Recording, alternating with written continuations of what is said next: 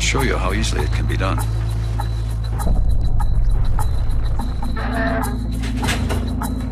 Our grandfather was a detective on one of the biggest unsolved murders in our generation.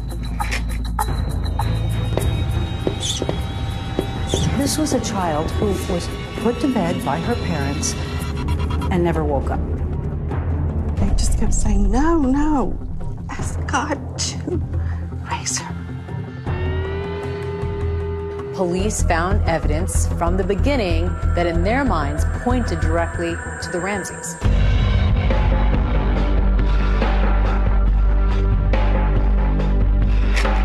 They knew at the time that there was DNA and that it was not from Ramsey's DNA.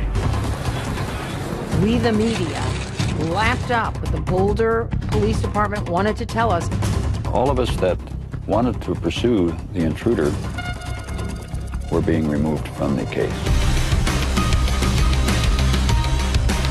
And he just said, I have a name, I want you to write it down. And I did, and he said, that's where you start. All but one person on that list is innocent. Then you got your killer.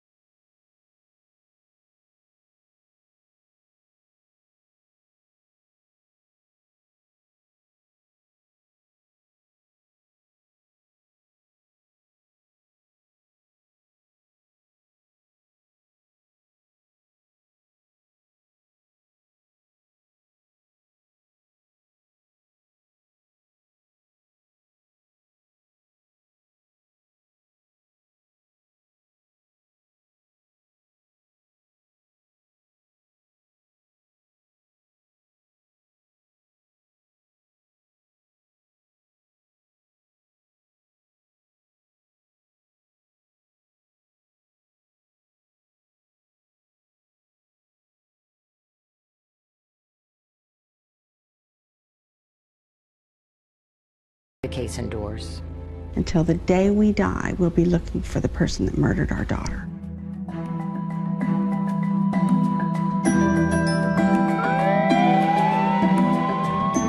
In 1996, a little girl named JonBenet Ramsey was 6 years old.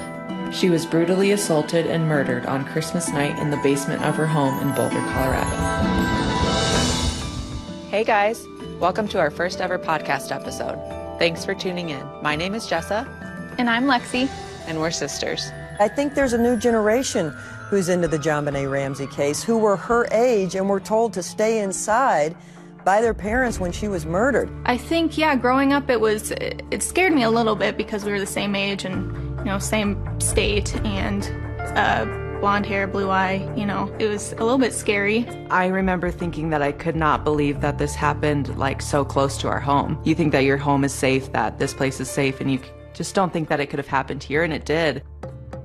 The murder took place sometime between 10 p.m. on December 25th and 5:30 a.m. on December 26th, 1996. They know a lot about the case. My two girls, they loved their grandfather. Our grandfather was a detective on one of the biggest unsolved murders in our generation, the JonBenet Ramsey murder. And with this podcast, we want to talk about the JonBenet Ramsey case from our grandfather, Lou Smith's perspective. Lou Smith was a really legendary detective from Colorado that was brought in early to investigate the homicide. Once he got a hold of a case, he never let go, and he had great attention to detail. Lou Smith made an 8-hour video presentation that includes notes on the case, potential suspects, the evidence he collected over the years, It's a virtual encyclopedia of the JonBenet Ramsey case. My name is Lou Smith. I'm a retired homicide detective from the Colorado Springs Police Department, and I have worked the Ramsey case now for approximately 10 years. What I'm going to do today is to just show a presentation that was made back in 1998. He had a history of closing cases. He had a 90% success rate. He advocated for the victim and stood in their shoes. So that's why we've chosen The Victim's Shoes as our podcast name. This really meant something to him, and he really felt he needed to find the killer of this little girl, and he needed to do that for JonBenet. And first and foremost, we wanted to continue our grandpa's legacy. That was one thing he asked for before he died. He wants the case to remain alive.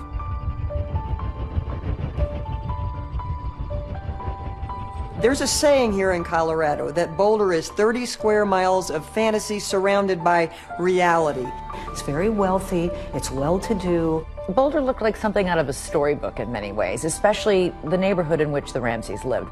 John and Patsy Ramsey lived in a 6,700 square feet Tudor there on 15th Street. What I'd like to do first is to just talk a little bit about the Ramsey family. John Ramsey had interest in sailing and flying. Patsy Ramsey was the mother. John and Patsy Ramsey had 2 children together. Their firstborn was Burke, 9 years old, and JonBenet, 6.5, in kindergarten.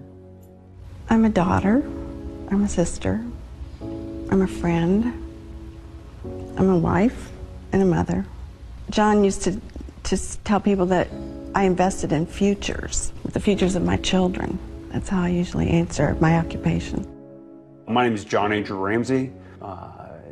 JonBenet's half-brother. JonBenet would go around and ask everybody how their day was and what they did, and he was just an energetic and fun kid. By all accounts, they were a happy couple. Patsy was a high society woman from Atlanta. John was a smart guy who had just been nominated or voted as Entrepreneur of the Year. Patsy Ramsey was a stylish woman. She was a former beauty queen, Miss West Virginia.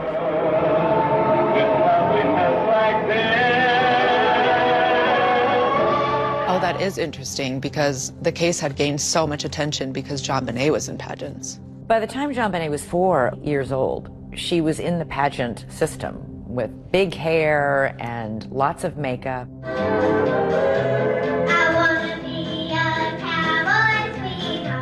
I think it starts with the video of JonBenet.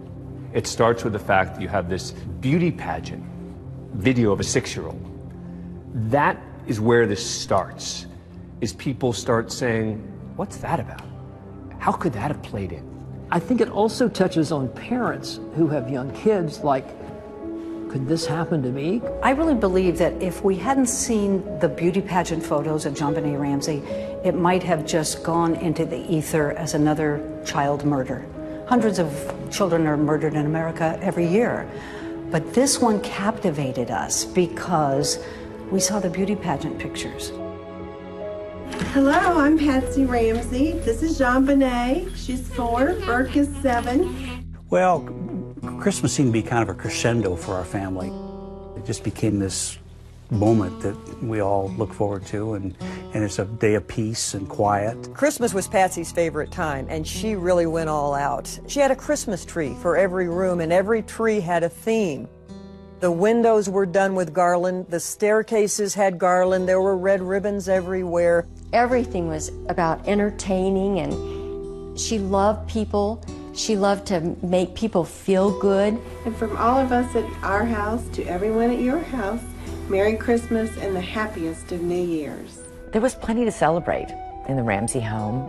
Patsy Ramsey had recently been declared clear of this ovarian cancer that she had battled. And that was a huge relief to come back from stage 4 cancer. Plenty to celebrate that Christmas. So on Christmas Day, the Ramsey family opened presents at their home that morning. Patsy made pancakes, JonBenet rode her bike around on the patio, and both JonBenet and Burke had friends over to play that morning. The kids went outside to play with their friends with their new presents. They were going to a friend's house for dinner that night. We were going to leave early the next morning for a trip to our summer cottage in Michigan. It was going to be the first time we'd gotten all of our family together in Michigan for kind of a post-Christmas celebration. So we came home, went to bed. John Bonet was asleep when we arrived home. We took her to bed, got Burke to bed, set the alarm, and went to sleep. The next morning, Patsy was up first. You get up, you're dressed. What happens? I went down our steps from our bedroom to the second floor. Then I started walking down the spiral staircase. And as I came to the bottom of the stairs, there were 3 pages neatly laid across one of the runs of the stairway. She picked up the note and she started to read it. I just remember when I read, "We have your daughter," it just, this overwhelming fear. And then? Then I just screamed for John, screamed. We have a kidnapping. Hurry, please. Explain to me what's going on. What's your name? Are you Patsy Ramsey? I'm the mother. Oh my God.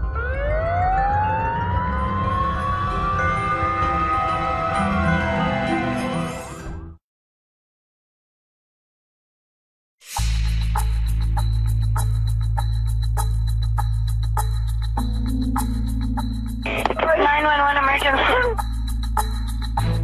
I was the call taker that night shift when the call came in. Police, what's going on? 515th Street. What's going on there, ma'am? We have a kidnapping. Hurry, please. Explain to me what's going on, okay? There's a note left and our daughter's gone. There's a ransom note here. It's a ransom note? Oh my God! Please. She's hysterical, and she says there's a kidnapping. Please. I'm sending an officer over, okay? Please. Do you know how long she's been gone? No, I don't. Please, we just got up and she's not here. Oh my God, please. The note said, if you do anything, if police come, if FBI come, your daughter will die. You called 911. Yes, I did. I had to do something. I had to take action. And I mean, all this happened in a matter of moments. Patsy calls 911 at 5:52 a.m. and the first officer arrives at 5:55. Wow, that's fast. I know, that's really fast. More friends start to arrive and more officers start to arrive. So at this point, lots of people are at the house. We called friends for help at that point. Your daughter is gone. Desperate. She's in the hands of a madman. My phone rang. Pam, they've got her. What do you mean they've got her? They've kidnapped John Bonet. She's gone. What was the atmosphere like as you sat and waited? Well, it was awful. First of all, we didn't know whether the kidnapper was going to call that day because the note said, "I will call you tomorrow. Get plenty of rest." I was deathly afraid that tomorrow was in fact the 27th. You lose all perception of time, of place. You've just been dealt a horrible, crushing blow. The police came in just before 6 o'clock in the morning on the 26th of December, thinking that we had a missing child. They go into this beautiful house with 18 or so rooms. And they did a cursory search of the residence, and they didn't find anything. The mistakes they made were outrageous. They were mystifying. They were mistake after mistake after mistake. The police did a terrible, terrible job securing that scene. And if you don't secure the scene, you don't get good evidence. People were streaming through that house. They were in the kitchen. They were in the living room. There were some friends of Patsy's that were helping her wipe up the kitchen. There could have been fingerprints there. You had friends that were Windexing the sink and washing dishes. And people were making toast in the kitchen. And yes, a kidnapping is a crime scene, but we were so focused on getting John Bonet back. That was the task. What we have learned is that everyone should have been sequestered into an area so that people weren't roaming around the house. And that was a mistake on my part. The reason I didn't is because these people were the Ramsey support system. There was no information at all to indicate the family was involved at that point. It was a crime scene, and it was getting contaminated. The note was being passed around and reviewed by all of their friends. Of all of the evidence left behind, that ransom note is the most baffling. Number one, it is too damn long. A ransom note is not that long. A ransom note says, I have your child, I want $1 million, I'll call you later. This is the infamous ransom note. It begins, Mr. Ramsey, listen carefully. It was 3 pages long, and some people believe that a kidnapper that was truly kidnapping somebody would have written a very direct and to-the-point ransom note. 3 pages? What was that about? That ransom note was the War and Peace of ransom notes. Who would write a 3-page rambling ransom note other than someone trying to cover their tracks who was in the house? It's the weirdest ransom note I've ever read. You will withdraw $118,000 from your account. $100,000 will be in $100 bills and the remaining $18,000 in $20 bills. You think about this number and how is it relevant? And it's relevant because John Ramsey got a bonus from his company for $118,000. How many people knew that? I'm going to guess not a lot of people. Our grandpa compared the note to some examples that he found in movies. John? The movie Ransom was playing in Boulder. I have your son. Oh, Jesus. I want $2 million. Oh, God. In that particular movie, a fat cat industrialist, his son was kidnapped. There's a lot of the same verbiage in this note as was in even the note that was written in that particular movie. If we catch you talking to a stray dog, she dies. If you talk to anyone, I don't care if it's a Pekingese pissing against a lamppost, the girl dies. You and your family are under constant scrutiny as well as the authorities. Don't try to grow a brain, John. Do not attempt to grow a brain. Our guy's a real watcher of that particular type of movies. Dan, what does this tell you in terms of evidence? First of all, that someone felt comfortable spending the time writing this long note in the house. And whoever wrote the note is about to go from a kidnapping suspect to a murder suspect.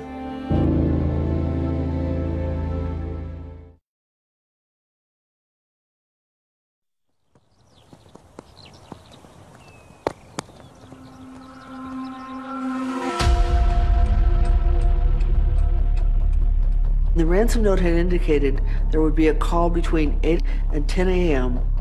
And the police had prepped me on how to respond in a phone call, and it's very important you hear John Bonet's voice. Police officers were leaving at 9:30 and 9:45 before that time period of the phone call had even expired. One lone detective was left on the scene. Detective Linda Arndt is left behind in the house with John and Patsy Ramsey. She didn't have extensive homicide experience managing a kidnapping and what was about to unfold. This was likely pretty overwhelming for one lone police officer. Everyone is cleared but the family friends, victim advocates, and the detective. So nobody was cleared? Yeah, that doesn't make sense to me because everyone should be cleared from the scene. The house is full of people. And so this is a crime scene that is now being destroyed piece by piece. I was praying. Linda Arndt had said to me, we're hopeful that the kidnappers will just drop John Bonet off someplace. And I kept looking out the window, clutching this cross and just imagining that she was going to come running down the street. They're waiting for a telephone call from the kidnapper. What's going to happen next?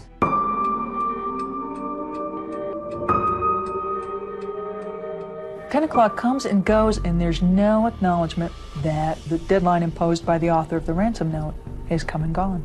Nobody seemed to mark it or freak out about it. She noticed John Ramsey checking his mail in the kitchen and thought that was odd.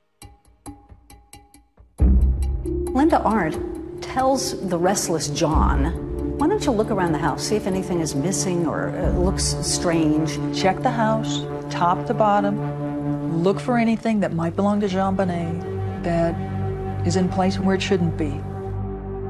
John took a friend with him. They went to the basement, and John opened the door. You opened the door to the small room. I knew instantly what I'd found. I'd found my daughter. She was lying on a white blanket. The blanket was wrapped around her. Her hands were tied above her head. She had tape over her mouth. I immediately knelt down over her, felt her cheek, took the tape off immediately off her mouth. I tried to untie the cord that was around her arms. I couldn't get the knot untied. Picked her up, and I ran upstairs and laid her on the floor and still had a hope that she was alive. And I see John Ramsey carrying JonBenet up the last 3 steps from the basement. She looked like she was sleeping. She had some marks on her face and on her neck. I knelt next to her and I leaned down to her face. And John leaned down opposite, and he asked if she was dead. And I said, yes, she's dead. And as we looked at each other, I remember, and I wore a shoulder holster, tucking my gun right next to me and consciously counting, I've got 18 bullets. Why did you do that? Because I didn't know if we'd all be alive when people showed up. She clearly felt in danger. At that moment, she made it clear that she thought that John Ramsey killed his daughter and that they might kill her. It was shocking to me that she would think that. How is it that you have all these cops searching a home and nobody finds the body, but you asked John Ramsey to go look for things out of the ordinary, and he finds his daughter in a room that had never been opened by anybody in law enforcement? That's crazy. He lays her on the living room floor where just a few minutes before, friends and neighbors have been walking and, bringing in fibers and whatever to contaminate the scene. And then the coup de grace. He grabs a blanket, which is full of who knows what kind of contaminants, and throws it over the body. Patsy was being kept out of the room, and I didn't want Patsy to see JonBenet laying there like that. I remember walking in and seeing her lying there in front of the Christmas tree. I knelt down over her and just laid my body on her body and my cheek against her cheek, and it was cold. And Father Raw was there. And he started saying the last rites, I believe. And I just kept saying, no, ask God. Ask God to raise her.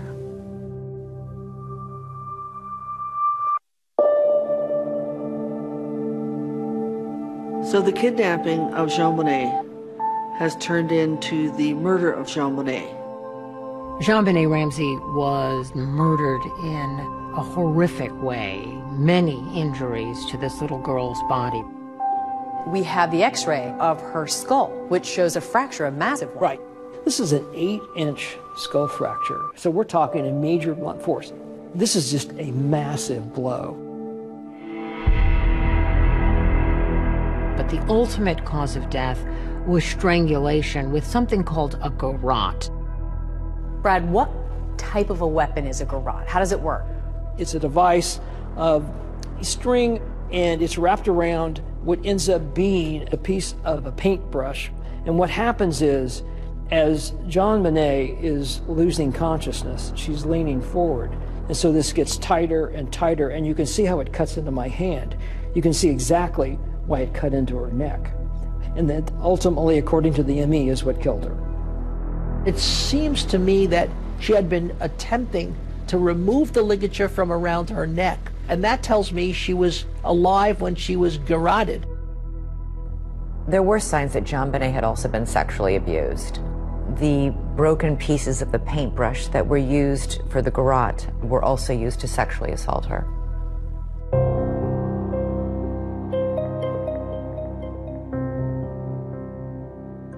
What does it tell you about the murderer? Just how vicious and awful this death was for her. A person that would do this to a 6-year-old in this fashion clearly is into sort of sadistic behavior, that they like torture to a certain extent. This is clearly somebody who was really into this. And was here with the intent to kill. There was no evidence of a break-in. There was no jimmying on the front door. There were 4 people in that house, and 1 died overnight. From the very beginning, they suspected the parents. Within minutes of JonBenet's body being found, this was who they were going to go after, and that's what they did. The police are thinking, we got to talk to those parents, and we got to talk to them right now before they start getting their story straight together.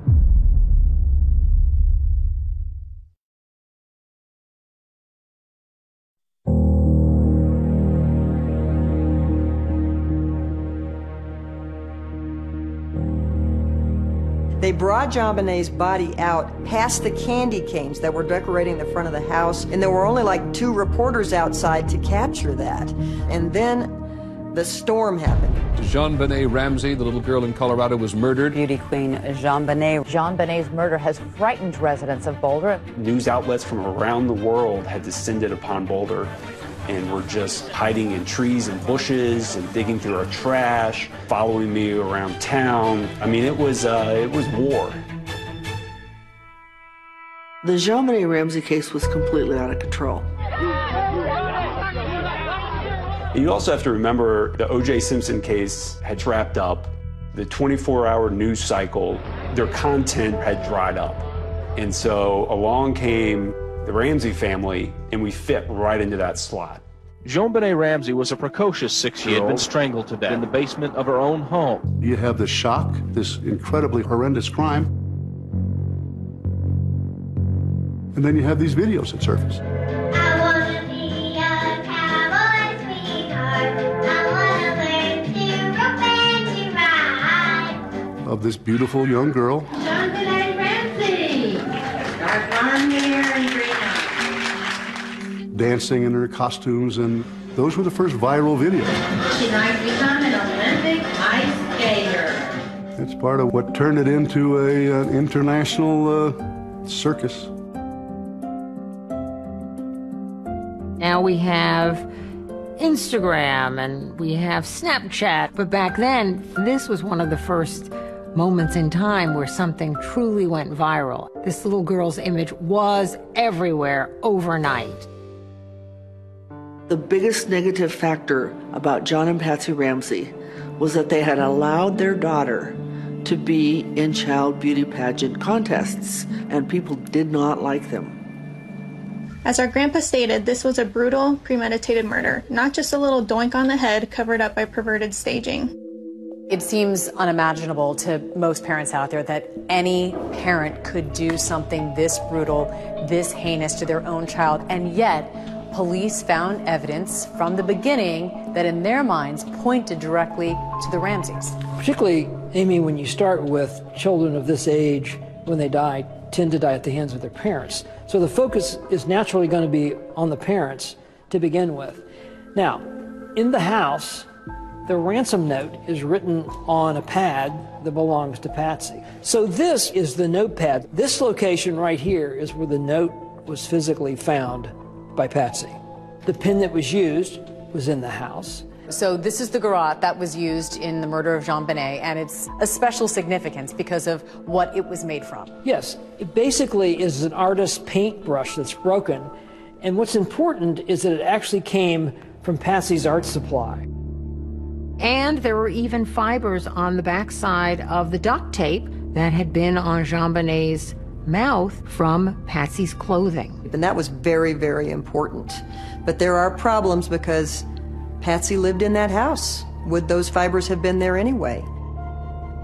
The police started thinking, well, maybe this is just a cover-up, that the Ramseys harmed their child some way, then panicked and tried to create basically a kidnapping scenario. Patsy and John should have been taken to the police station immediately for separate interviews, for examination of their body for defensive wounds, for collection of their clothing. That never happened. At this point, they haven't interviewed the mother or father. Not surprisingly, they're still very grief-stricken. They have not been in any kind of condition to be interviewed. A couple of days after he finds his daughter's body in the basement, police speak with John Ramsey, but this is not a formal interrogation. My father, myself, we all marched into that police station, gave blood, we gave hair, we gave fingerprints. The thing that really stuck with me is two detectives hand me their business cards, and one says narcotics officer and the other says auto theft. And I bury my head into my hands because I knew at that point we were in a bad spot. Boulder police didn't have the resources to solve a complex homicide. John interviewed with Boulder police. Patsy's doctor said she was too medicated and unable to get out of bed. The police were faced with lawyers and wealthy friends, people in the community who told the police, please give them room, they're grieving, what's the matter with you? Though the police had spoken to the Ramseys, what they really wanted to do was formally interrogate them. The police are thinking, we got to talk to those parents, and we got to talk to them right now before they start getting their story straight together. Your lawyers advised you then not to submit to police questions. Why not? People say, wouldn't you have wanted to tell them everything?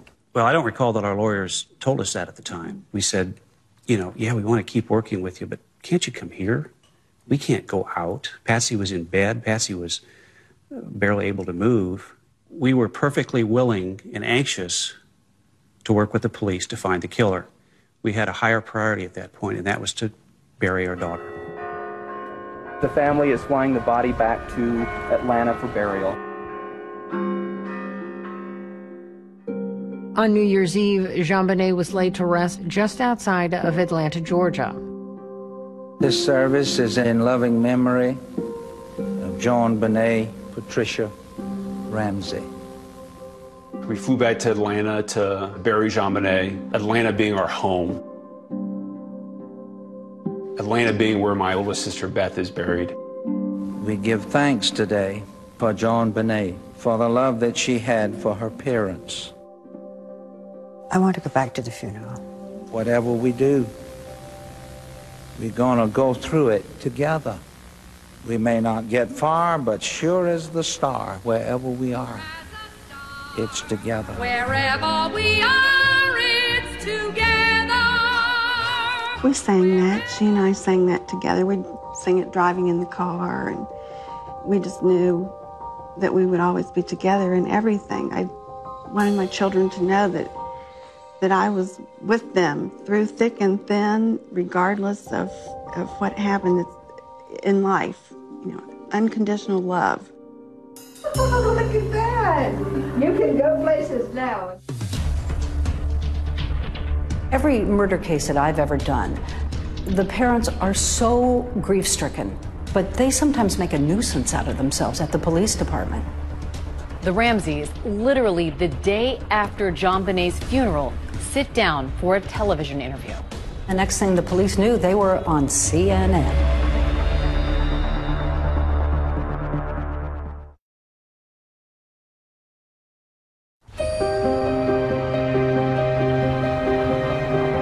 The Boulder police don't interrogate the Ramseys, but they remain the main suspects. Many people found the Ramseys' behavior peculiar, suspicious, weird, off balance, and from that thought, they must be guilty.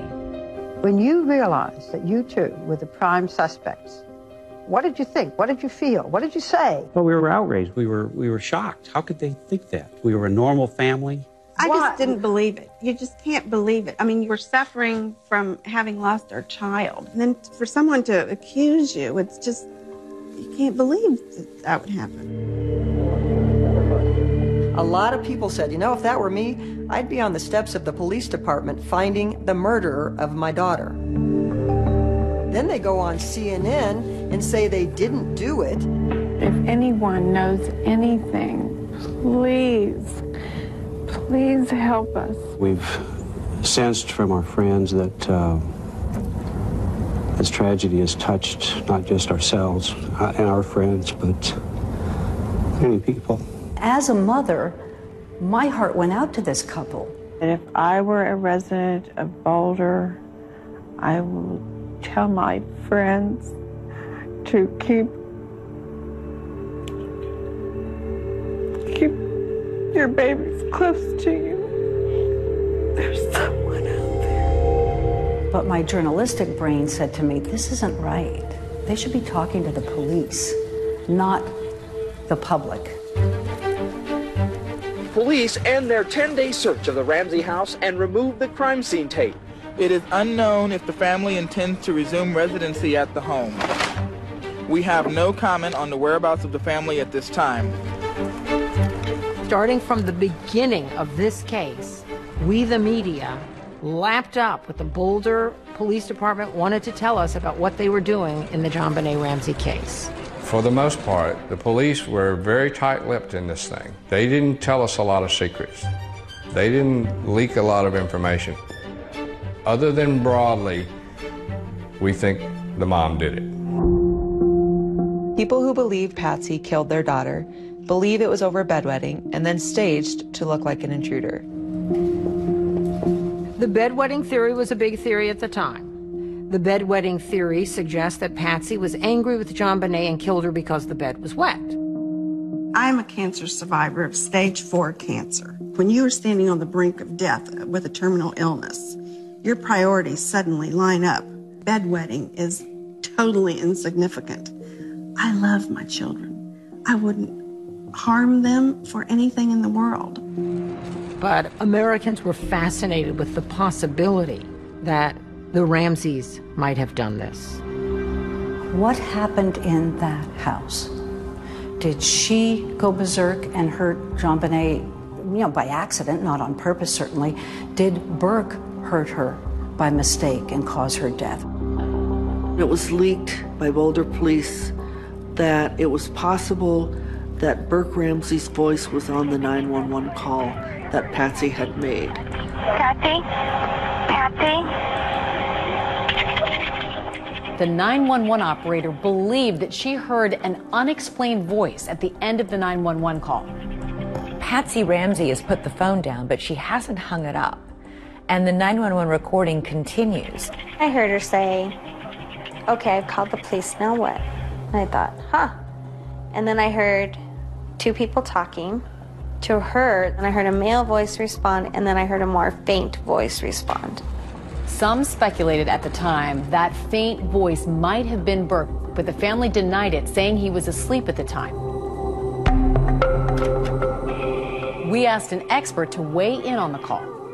My name is Ed Primo. I'm an audio-video forensic expert. And I was asked about what people have heard throughout the years from this 911 call. Here we go.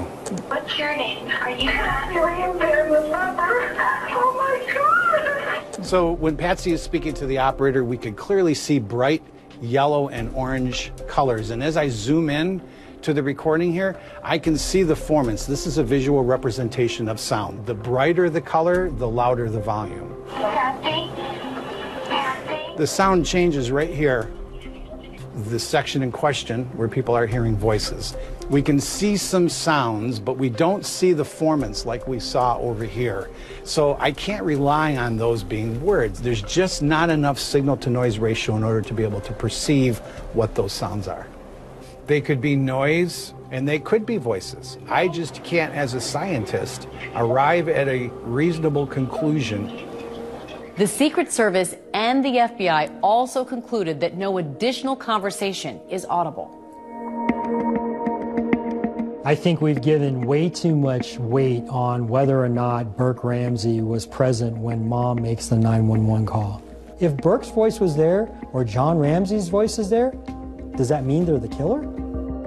And it's important to remember that the Boulder police never considered Burke a suspect. They suspected the parents, even though the Ramseys had no history of abuse or neglect of their children. All the evidence shows me that up until this point, they were devoted parents. Would you get up in the middle of the night and slaughter your child? We're parents. We love our children. There's so many puzzle pieces here that just don't fit. Do you really think your daughter's murderer will be found? Yes, I do. Because the killer has never been pursued. An objective, wide investigation hasn't taken place. The parents have been focused on. That's all that's been done. It might be an unknown entity then, not one of the suspects we've all been currently talking about and dissecting. I don't think it's any of the suspects we're talking about. What we know is that just within a few mile radius of the Ramseys' home, there was approximately 38 to 40 sex offenders in that area. And the question is, have they all been completely vetted? Was it an accident? Was it intentional, premeditated? I want to say something to the person or persons that took this baby from us. The list of suspects narrows. Soon, there will be no one on the list but you.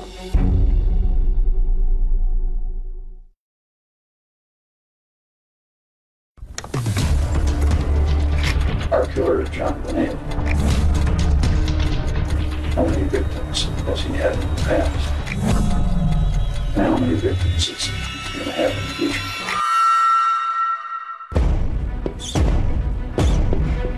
The grand jury couldn't point the finger at one or the other, but they were convinced that it was one of the two of them and that the other one helped. Go back to the damn drawing board.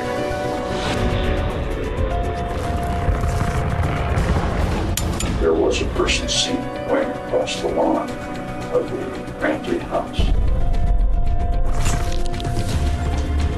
Lou dedicated a big part of his life to finding JonBenet's murderer. Detective Lou Smith was like, whoa. He just said, I have a name. I want you to write it down. Lou took all of the information that he had and developed a database. 3 generations of my family has been involved working on the JonBenet Ramsey case. First officer arrives at 5:55. Wow, that's fast. I know, that's really fast. Lou Smith's family believes that all but one person on that list is innocent. We're in better position today than we've ever been to solve the JonBenet Ramsey case.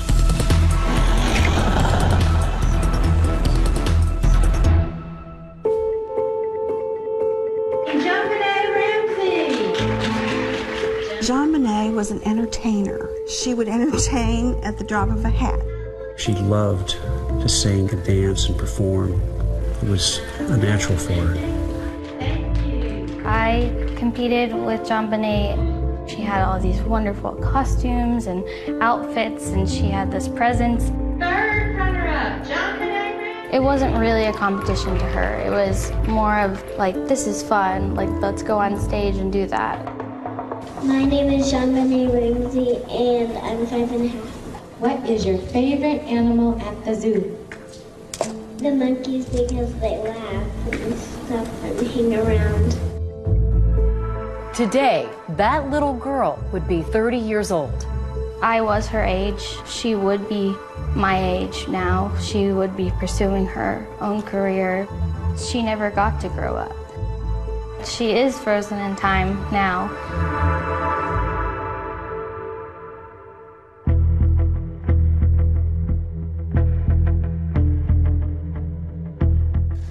Well, the police were convinced pretty early on that Patsy and or John were involved. And you had a district attorney's office that was saying, not so fast. And that created enormous tension between the two. Did you hear anything yesterday? I think there are some new developments. Alex Hunter, the district attorney, wanted someone to come in with fresh eyes in this case and look at it from the perspective of a defense attorney. Who might have killed JonBenet as an intruder, not just the parents, but from the outside? Boulder DA Alex Hunter brought Lou Smith out of retirement to help solve the Ramsey case. One of the great challenges is to try to do the case right. And, I think we're making efforts to meet that challenge by involving people like Lou Smit. The legendary investigator Lou Smit. He had a history of closing cases. He had such tenacity.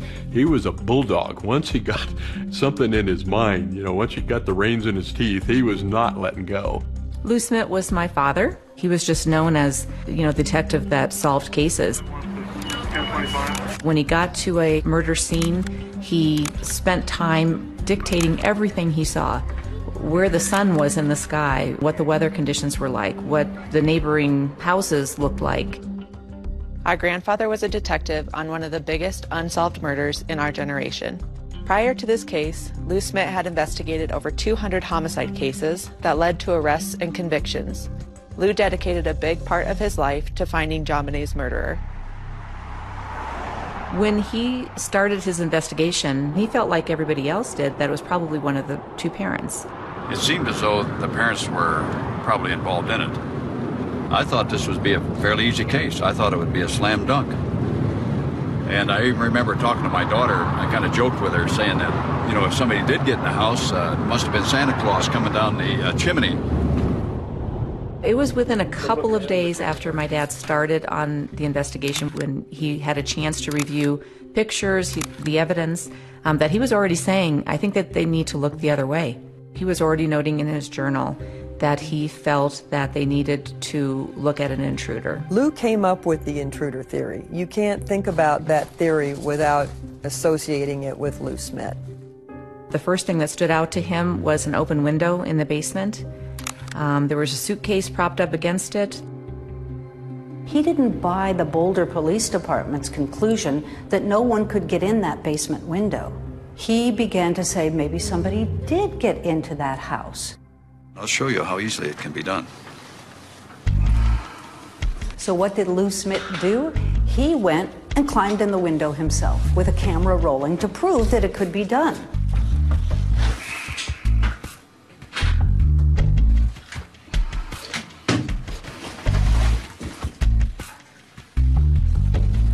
It really wasn't that difficult coming in that window.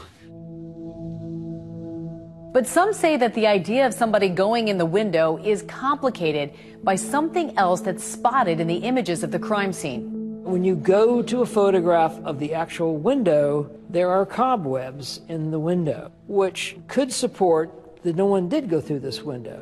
The big question is, could you have gotten through this window, this small window, without disturbing this cobweb? I think the answer to that is maybe.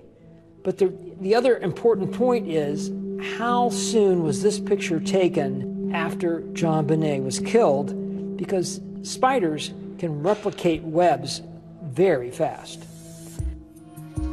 Also found in the basement by JonBenét's body, a shoe print, high-tech brand that did not match any shoes in the Ramsey's house.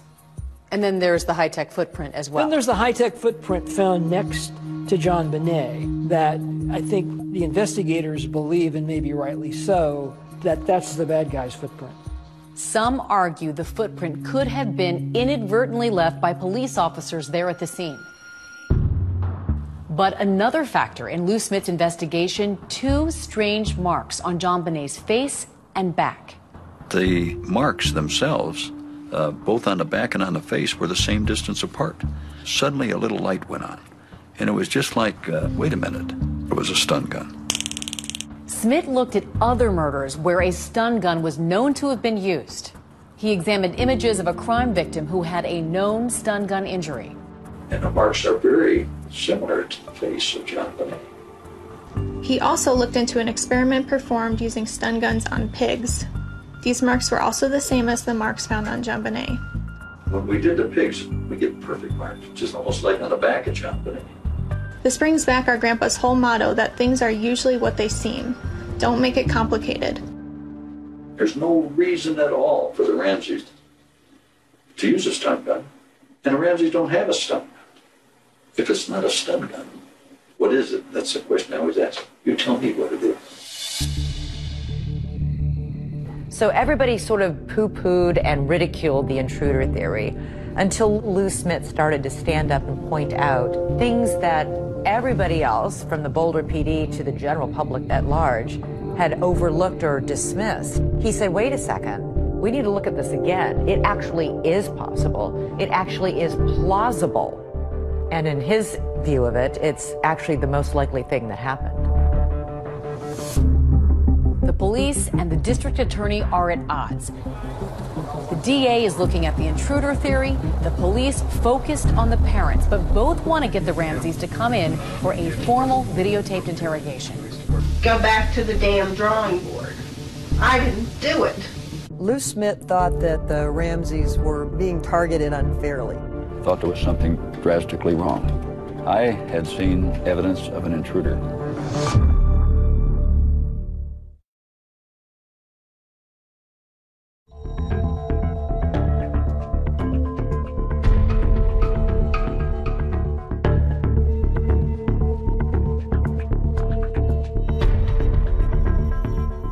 Within a few weeks of JonBenét's murder, police had an important clue: the discovery of foreign DNA on her body. Crime scene detectives discovered DNA underneath JonBenét's fingernails and in her underwear that did not match anybody in the Ramsey family. That was not something that was made public for quite a long time. They knew at the time that there was DNA in her panties, that it was mixed foreign DNA, and that it was not from Ramsey's DNA, not Patsy's, not John's, and not Burke's. Detective Lou Smith was like, whoa, while you're pouring water all over the intruder theory, you're not revealing that you have found unidentified DNA and it doesn't match anybody in the Ramsey family. Lou is just incensed that the focus is still being, well, it could be Patsy, maybe we need to get her to confess. The Ramseys had been interrogated by police 4 months after JonBenét's death. But now authorities want the Ramseys to come in again for a formal videotaped interrogation. There were months and months of negotiations. Things about whether they could be videotaped. What are the questions going to be? Should the Boulder police be a part of it? Because the Ramseys said, we don't trust the police. We don't want them there. Ultimately, the interrogation took place at a different police department. And at the end, the Boulder police had to watch it from another building.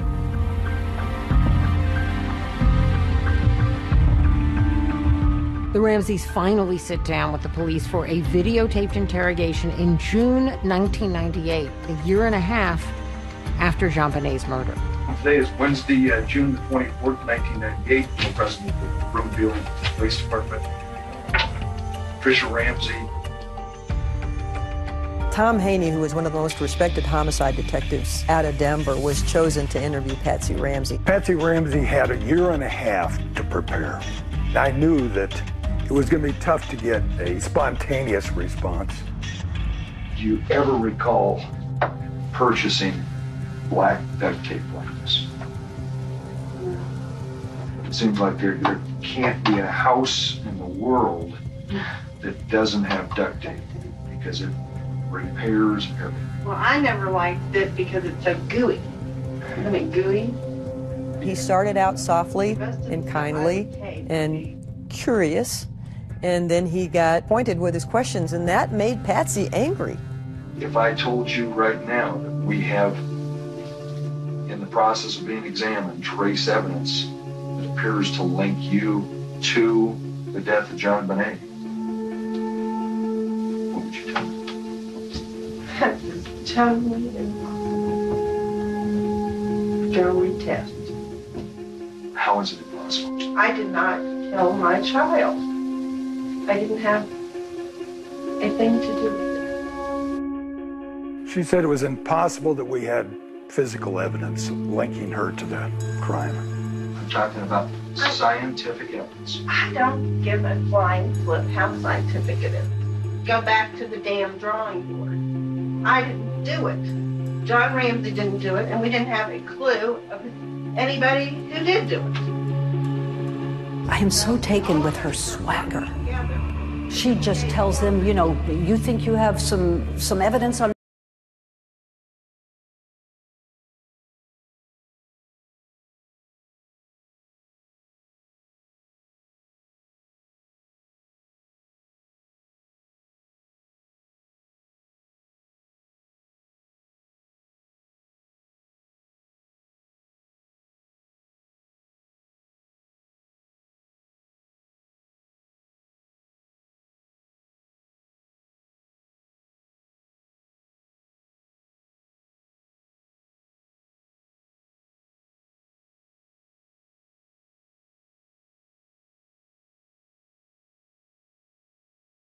Lou Smith was assigned to interrogate John Ramsey. When Lou interviewed someone, he pried anything out of people just by being understanding and really listening. Now, John, I know this is touching right back on a very delicate spot. Was this tape wrapped around anywhere? Was it stuck down? It was very firm across her lips. I thought John was much more measured and composed. You don't see the drama. I see a lot of pain in that man. He stopped, flipped the latch, opened the door, immediately what happened. Okay, and you say immediately? There was a white blanket. I just knew I found her. I think those tapes were so intriguing to watch, but the bottom line is there's nothing there that they could use to say, aha, we've got you. Both John and Patsy deny in the interrogations that anyone in their family killed John Bonet. And we want to do everything we can to help solve this case for you. My dad's conclusions after that interview were just firmed up his belief that the Ramseys had nothing to do with this murder. I'm not saying parents don't kill their kid. Parents do kill their children. So, but they're trying to say, Patsy, that their actions before, during, and after are all consistent with innocent people. You didn't do it. My dad started getting frustrated as time went on because he felt that the case against the Ramseys was being slanted where no other evidence was coming in. I thought there was something drastically wrong and that there was a gross injustice in this case. I had seen evidence of an intruder in the house that night. Lou Smith thought that the Ramseys were being targeted unfairly, and he didn't believe the police were listening to him. Smith so strongly disagrees with the prosecutor's focus on the Ramseys that he is resigning from the case, saying, "The case tells me John and Patsy Ramsey did not kill their daughter." He wrote a letter to Alex Hunter telling them that he couldn't be a part of the persecution of these people, is how he termed it. He wrote, "I intend to stand with this family and somehow help them through this and find the killer of their daughter." My dad may have resigned from the district attorney's office, but he never stopped work on the case. He walked in John Bonet's shoes, and he owed it to her, he felt, to continue his investigation. One thing Lou Smith fought to do was tell a grand jury his side of the story, the intruder theory. There were too many questions, in particular, that DNA in the underwear that appears to have been from a man didn't match anyone they knew of.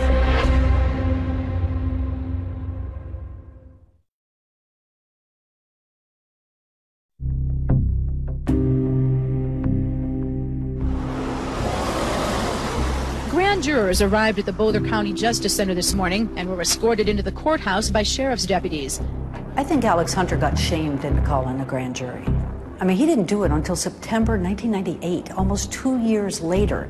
And I think the media pressure and the pressure from the police department forced him to do it. Good morning, Counsel. And remember, this is after O.J. Simpson, where most people think the evidence of Simpson's guilt was insurmountable. We, the jury, in the above entitled action, find the defendant, Orenthal James Simpson, not guilty of the crime of murder. And yet, he walked. Alex remembered that. He told me one time, "I don't want to spend 2 years of my life and $5 million of the taxpayers' money and lose in court." Alex Hunter sat a grand jury for 13 months. Are you surprised by anything you've seen? No. Over 13 months, those people heard over 100 witnesses. My name is Jonathan Webb. I was a grand juror on the John Bonet Ramsey case.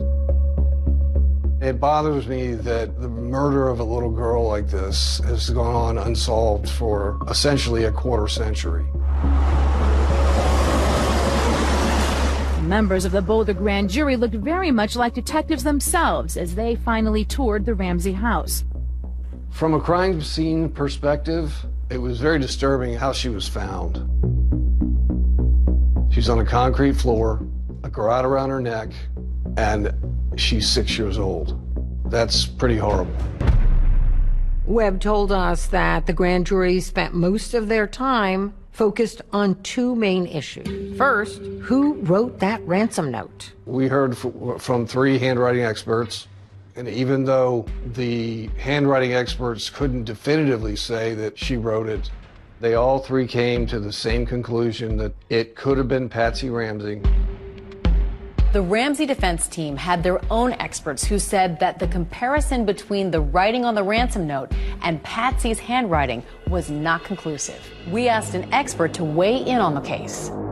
My name is Jennifer Nasso. I am a forensic document examiner. Handwriting is a great piece of evidence to have because you can identify the writer of a piece of writing. Throughout the ransom note, there's potential that the author attempted to disguise their writing. It doesn't look smooth and fluid. It's very, very shaky. So it looks like someone was purposely trying to shake their hand to alter the way that the writing looks. This is an example from the ransom note, where you see that kind of typewritten formation of the letter A. This is also from the ransom note, where you see that regular printed A. There are similarities between the ransom note and Patsy Ramsey's writing. However, the similarities that are seen are very general in nature. They're characteristics that many people execute within their writing. So here is another example. This formation seen in the ransom note is two strokes where there's the stroke downward, the pen is lifted up, and then the bowl is created. Right here, again, from the ransom note, where it starts the formation of the bowl and terminates upward. So down here are examples of Patsy Ramsey's known writing. And you do see some of those formations again. That is significant that we see each of the formations represented, but keep in mind this is one letter from the whole ransom note. Is it possible that Patsy Ramsey wrote the ransom note? Yes. Is it possible someone else wrote the ransom note? Yes. And the grand jury believed that she wrote it. The second focus for this grand jury, according to Jonathan Webb, was the viability of the intruder theory. Smith actually presented his intruder theory to the grand jury. This is the very first photo taken of the training room basement window. The window was wide open. Now, if I was a detective, I'd have said, wow, this is entry. But the grand jury wasn't buying the intruder theory because of those cobwebs in the window.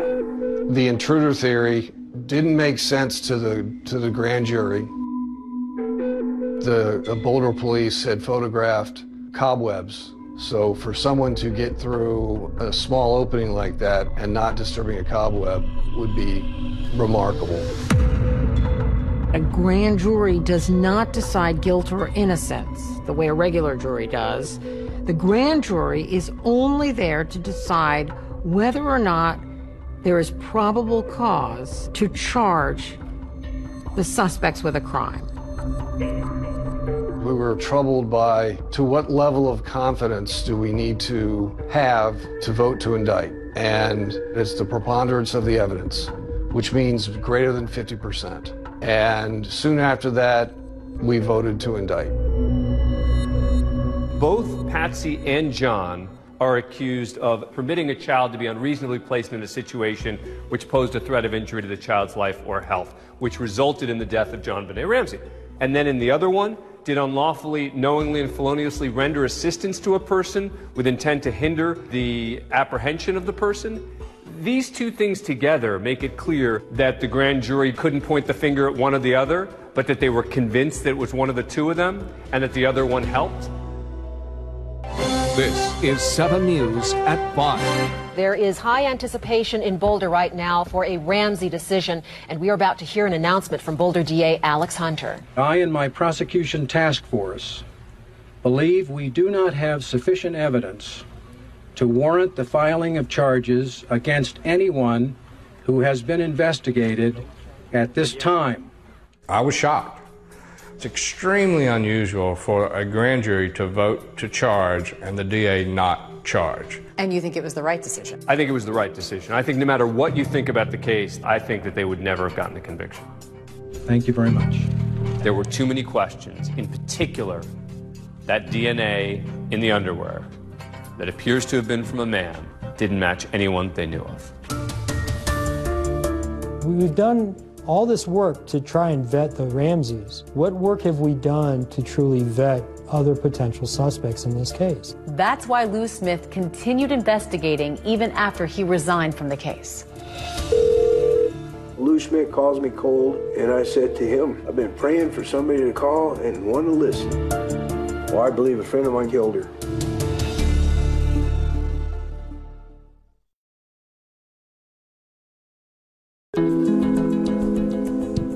But I think what turned this whole case has always been DNA. The killer left behind, I believe, part of his DNA. Over nearly 13 years, Lou took all of the information that he had on this case and developed a database. In this particular murder, he thought that DNA would solve this case. But Lou Smith couldn't have imagined the advances in DNA that were to come, advances that would lead to a number of big surprises in the case. What was developed is a thing called touch DNA. So I just touched this picture, I touched the table. I have now left skin cells on both locations. In theory, that could be scraped, and they could match that up to my DNA. In 2008, the then district attorney for Boulder, Mary Lacey, decided to do a new round of DNA testing on JonBenét's pajama leggings. More than a decade later, the items were retested and they found something new. Remember, the previous analysis had already found DNA from an unknown male under JonBenét's fingernails and in her underwear. Now, this new touch DNA uncovered DNA from at least one unknown male, maybe two, on her leggings as well. That's a pretty big thing. That's a pretty clear indication that somebody else was there. You've got DNA now in 3 places on JonBenét's body that doesn't match anybody in the Ramsey family, anybody, and nobody knows whose it is. And so I think that's what drove the district attorney to make a comment that she's basically not going to look at the family any longer. The news broke here at the district attorney's office with this incredible letter to JonBenét's father. DA Mary Lacey wrote John Ramsey, "We do not consider your immediate family, including you, your wife Patsy, and your son Burke, to be under any suspicion in the commission of this crime." John Ramsey appeared on a local newscast. We're certainly grateful for an acknowledgement that we are innocent, that this was an intruder, which of course we've always maintained. Somewhere, somehow, there may be a match to that DNA. Then you got your killer.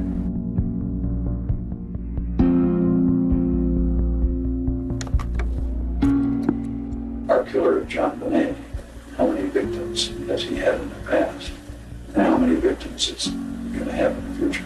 And so this killer could still be murdering even today. Lou Smith spent years organizing and investigating the evidence in the JonBenet Ramsey murder case, but eventually he ran out of time. When he got sick with cancer, he knew that his time was limited. And so during that time, he just talked to others about not letting this case die. He had people coming every single day, 60 to 70, 80 people a day, coming to see him. And they said their goodbyes. And during that time, he would still talk about the case. I remember about the last 3 days, he had slipped into a coma, and the conversations would become one way, and I don't know if you could hear me or not.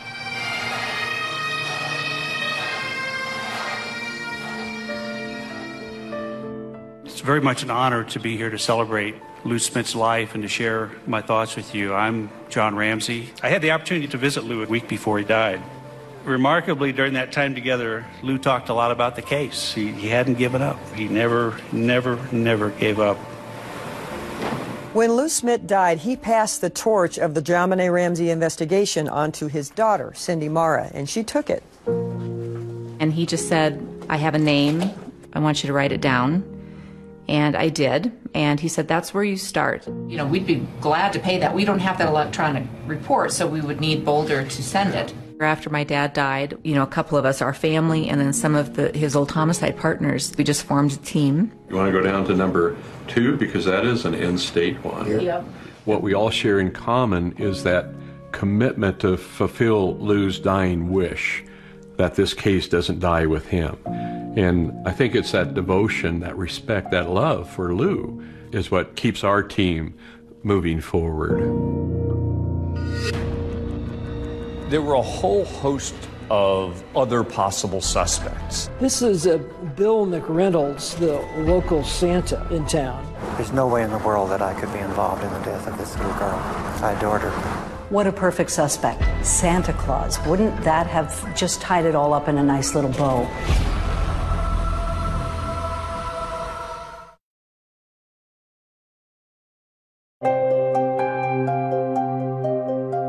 Grandpa stated that if you can't show me a motive, show me evidence of bad character. If you can't show me evidence of bad character, show me evidence.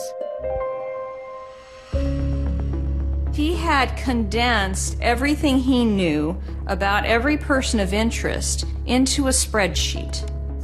The team that his family created is confident that the killer's name is on that spreadsheet.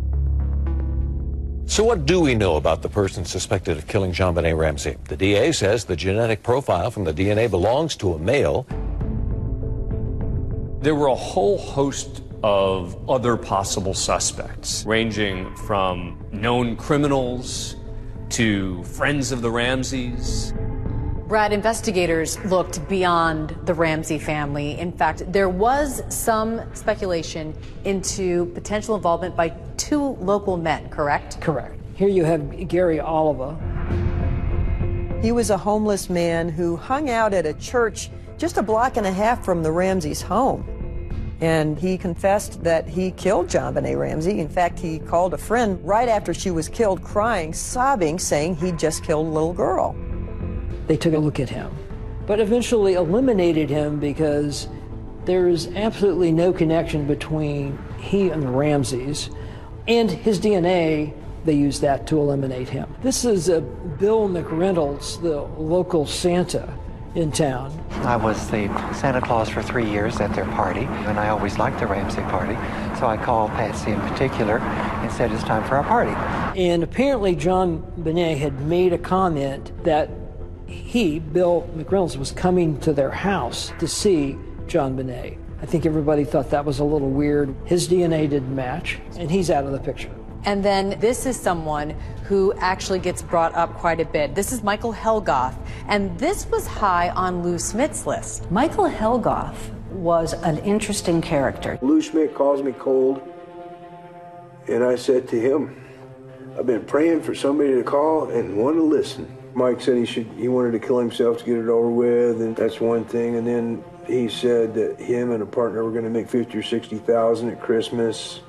He wanted to crack a human skull. Michael Helgoth evidently committed suicide the day after the Boulder District Attorney threatened that, hey, we're going to find you. The list of suspects narrows. Soon there will be no one on the list but you. So he committed suicide after authorities said they were narrowing their list. Right. He had a stun gun and he had high-tech boots. Correct. Stun gun, a bit odd for people to have. High-tech boots, fairly common thing for people to have. But the real clincher would be DNA didn't match, and he has no connection to the Ramsey family. So he was ruled out. And he was ruled out. And then Brad, who could forget John Mark Carr? Of course. He made quite the headline. I love JonBenet. Died accidentally. No. Everyone probably around the world knows John Mark Carr. Her death was an accident. So you were in the basement? Yes. Problem is, he wasn't in Boulder, Colorado when she died, and his DNA didn't match. And that was it. He was ruled out. What does it say about the state of this case and the possibility of ever solving it? Well, that's a big question.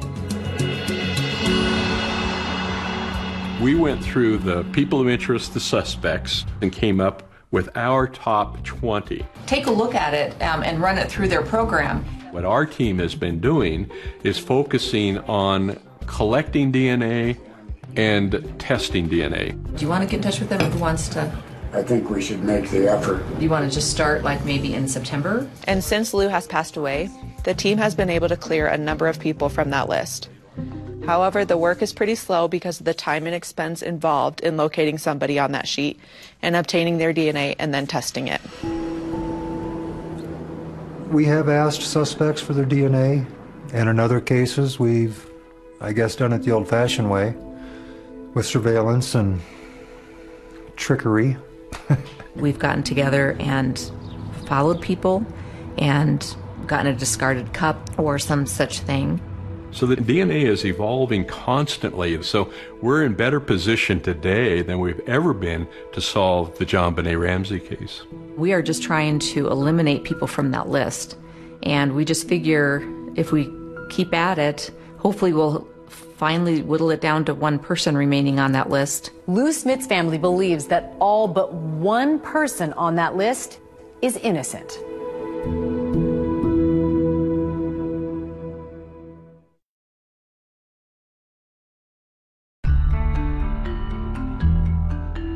Who murdered JonBenet Ramsey? Will the case ever be prosecuted? Is it still just as mysterious today as it was in 1996? Absolutely. I think it's even more mysterious now to some degree because people have moved away from John and Patsy Ramsey as possible suspects. And so then you're sort of faced with this question of who the heck was in that house? How'd they get in? Why'd they target her? And to some degree, that makes it even more fascinating. There was a person seen going across the lawn of the Ramsey house. The night of the murder. Was there a killer trying to get into the house? In September, we met with the Boulder DA's office and PD. And what we presented was a confidential list of our top 20 people of interest and the list of the 8 people of interest that our team had eliminated through DNA analysis. We just don't feel at this point that they are actively investigating this case. The Boulder Police Department says the Ramsey case is an active, ongoing investigation, but they have never publicly commented on the handling of the case. This team isn't going to give up. There's a third generation. My daughters and others will continue on with this case when we end up being too old to do it. But we're not going to stop investigating. We're just not going to do it. This case boils down to intruder or Ramsey. And if the Ramseys didn't do it, then it's an intruder. And if it's an intruder, the intruder is still out there. The case took its toll on the whole Ramsey family emotionally and financially over the years. John Ramsey would lose his job and spend millions on private investigators, lawyers, and security. There are still people today, John, 22 years later, who believe you or Patsy or Burke had something to do with the murder of JonBenet. I know that. And how could they have believed otherwise? Because that's what they were told. You know, even if we have a conviction, confession, and this person's in prison, there's going to be 5–10% of the population that still thinks we're guilty. My dad certainly suffered a tremendous amount, but I think he's focused on life today and enjoying life with his family and grandkids, and he's remarried. Patsy died from cancer in 2006. She's buried in Marietta, Georgia, next to JonBenet. In my mind, she's still my 6-year-old little girl. That's how I remember her. Every once in a while, I'll see a little child from behind, a little blonde-headed, ponytail girl, about 6 years old, and that catches me for a second because it looks like JonBenet. The family has not lost the will to fight and the will to find the killer. We work on this daily. There's a group of dedicated volunteers that work on this daily. I want the trauma to stop for the family. And if we can find the killer, then the next generation doesn't have to live with that trauma and the unknown and the speculation. The only way to do that is to find out who did it. I think it's really important for people to understand that this case can be solved. There's a narrative out there that this is an unsolved homicide, and we just have to accept that as fact. And that is not the truth. If we leverage the evidence, we follow the facts, we will find this killer. I used to give people my trust, and it was theirs to lose. Everybody carries a burden. They struggle with loss or heartbreak, but everybody has to have hope. Just recognize that there could be evil around you.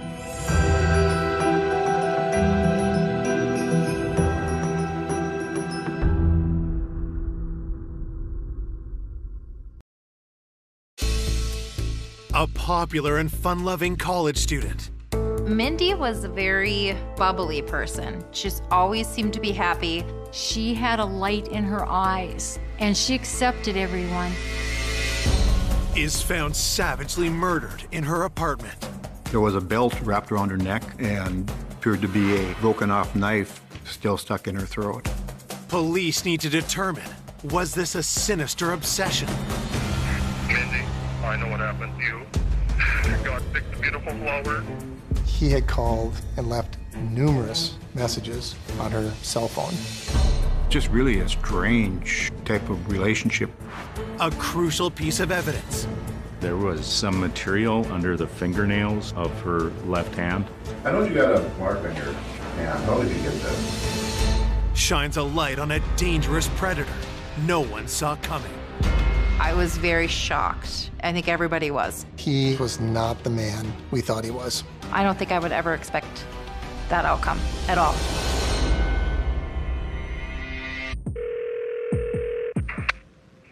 Hey, Mindy, it's Danny. Anyway, you can just give me a call back. Okay, bye. Hey, Mindy, it's calling. Hey, Jamie's trying to get a hold of you. Bye. Where are you? Okay, bye. I remember trying to call Mindy a few times and she wasn't answering. So me and my friend Danielle drove and parked in front of her apartment across the street. I ran inside. I knocked on the door and there was no answer, and it wasn't locked. And so I opened the door and I stepped in. And about 2 steps in, I saw something on the ground right in front of my feet. It was Mindy. And then I noticed something around her neck. Horrified, Mindy's friend rushes outside to call 911. About 10 minutes before 9 o'clock at night, dispatch called me at my house and said that they've got a hysterical caller on the phone.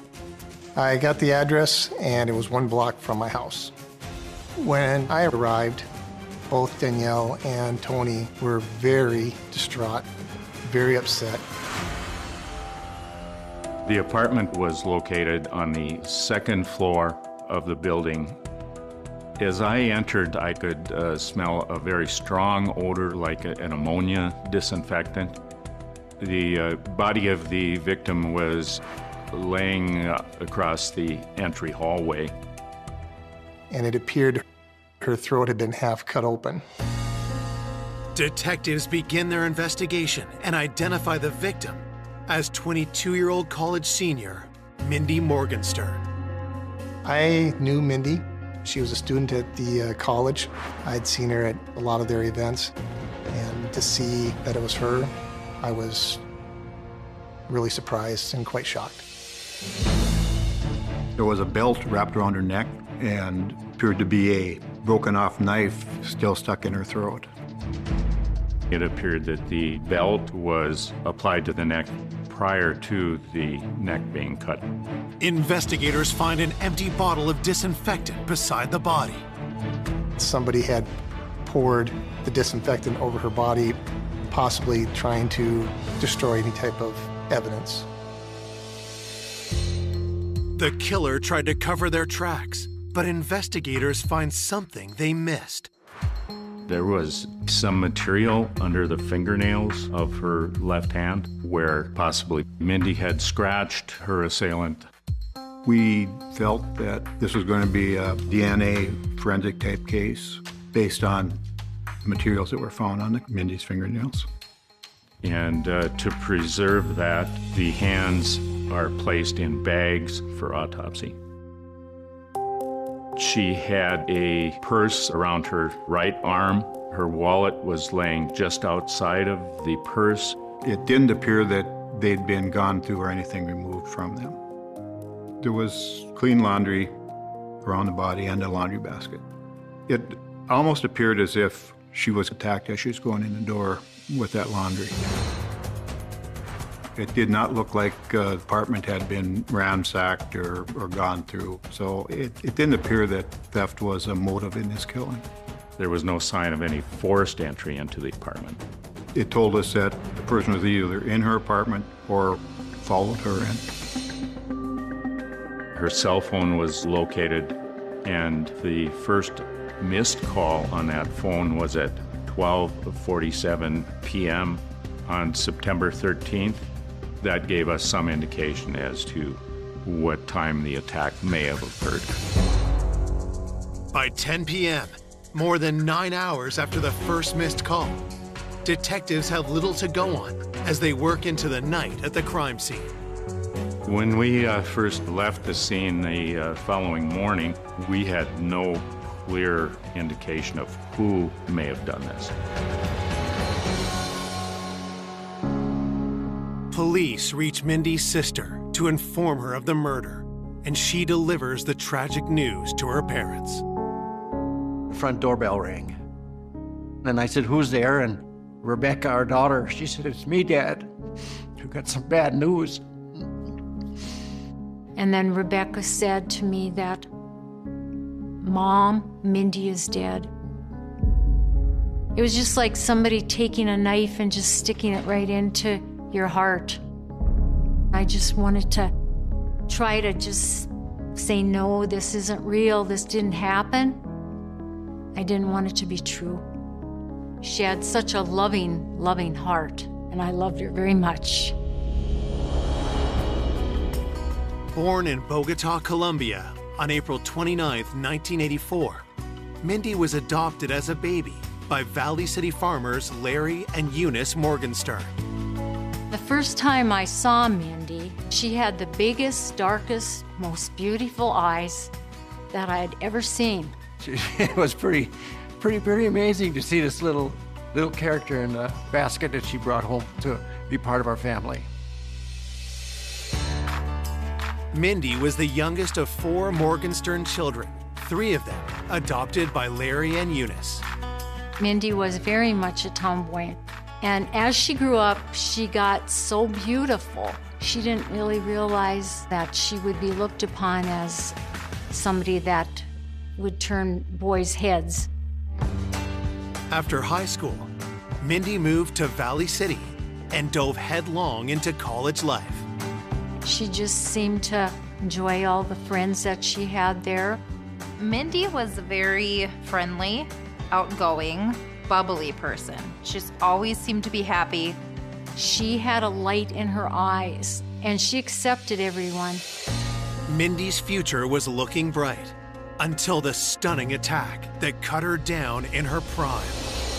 It was very difficult to see Mindy's body in the condition that it was in when we found her. I want to find out who did this, because she was loved by a lot of people in our community. Back at the crime scene, Mindy's 2 friends tell detectives they weren't the only ones to see Mindy's body. When Tony found Mindy at the scene, she screamed, which alerted a man in a neighboring apartment to come out to see what was wrong. He was there when I first entered the apartment complex, and they showed me where Mindy was located. He told investigators that he checked for a pulse using the back of his hand to not leave any fingerprints on the victim. It was a little odd because people don't describe things like that, like using the back of their hand so they don't leave fingerprints and things like that. If he was there to help, I couldn't understand why he'd be worried about something like that. Police identify the man as Robert Linz and soon notice a telling detail about him. He had scratches on his hands that would correspond to someone trying to get your hands off of them when they were being attacked. Had Mindy scratched Robert as she fought for her life? Robert Lynn's having those scratches, being in the same building, he certainly needed to be looked at. A lot of times, a person at the crime scene is a person that committed the crime. And if any evidence of them is found, they have an excuse for saying why it was there. Coming up, detectives uncover a world of secrets. She reminded me so much of my wife in her younger days. I said, it's like, I don't want you talking to her this time of year. It turned out upon checking his background that he had a felony record. And as they zero in on a killer, I was absolutely certain we had the right guy. a stunning setback turns the case on its head. I just thought, oh, it's all over with now. They're going to let him go. This case was a shock to everybody. When we found out who the person was, it was just, wow. Police investigating the murder of 22-year-old college student Mindy Morgenstern have just identified their first suspect, her neighbor, Robert Lyns. When officers met Robert Lyns, they noticed some scratches on his hands. And he also used the back of his hand to see if she was deceased or not. His concern was he didn't want to leave any fingerprints or DNA in the apartment because he had nothing to do with the incident. Suspicions aroused. Police bring Robert Lyns into the station for an interview. Did you before? I knew her in passing, seen her every day. All he knew about her is that she was a pretty girl and that she lived in the apartment building. When investigators dig into Robert's history, they find something troubling. It turned out upon checking his background that he had a felony record. I got popped, let's see, with a stolen car, had a gun. My original sentence was 2 years and 8 months. Robert Lyns was in the criminal system out in California. He's street smart, and he knew not to leave fingerprints at the crime scene. Detectives ask Robert how he got the scratches on his hands. All your hands are really cut up and stuff. Is that normal from work? Yeah, this is an everyday thing. Handling steel and stuff? Yeah, all day long, steel. I get cut pretty bad, constantly. He claimed he worked at a place where they built steel buildings and stuff like that, and he got the bruises on his hands from his job. Police cut to the chase and ask Robert where he was on the day Mindy was murdered. No, it wasn't anything out of the ordinary, regular day work. What time do you usually start? I'm there like 5 minutes to 7. Robert Lyns told investigators that he had been at work that day from 7 in the morning, and he didn't arrive home to his apartment until about 5:30. We talked to his employer. He did work all day. He did work with steel, so it's very easy for him to cut his hands. So there was really nothing to put him at that apartment at the time the crime occurred. Still, police aren't ready to rule out Robert just yet. We asked him to provide DNA sample, which he agreed to. While they await DNA test results, police canvass Mindy's neighbors. We were looking for anybody that might have seen something, heard something, so we can get a better timeline as far as when this might have happened. While going door to door, investigators are pleased to see a familiar face. As I was collecting statements outside, I saw Mo Gibbs. He had been living in the apartment building with his wife and stepdaughter. Mo works at the Barnes County Jail, and due to the fact that he was a correctional officer, I would run into him quite often while he was working. And I also knew Mo because we played on the co-ed softball tournament together. A guy in his position probably would be an excellent witness if he had seen or heard anything. Mo Gibbs said that he knew Mindy as a person that lived in the building. He had seen her come and go. The investigator asks Mo if he noticed anything unusual that afternoon. Mo had said that he went with his wife and stepdaughter for lunch, then came back to the apartment at about 12:45 and started packing and loading boxes as he and his wife were going to be moving out of the apartment. He mentioned that when he went into the apartment complex, he could smell a strong, distinct odor of a disinfectant. Other than that, he claimed that he didn't hear or see anything.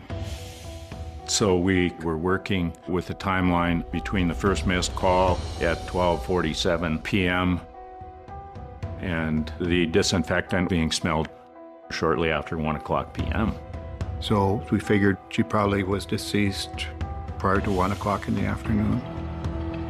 To rule them out, police collect DNA samples from Mo and the other building residents. All the DNA samples taken during our interviews were sent to the state crime lab.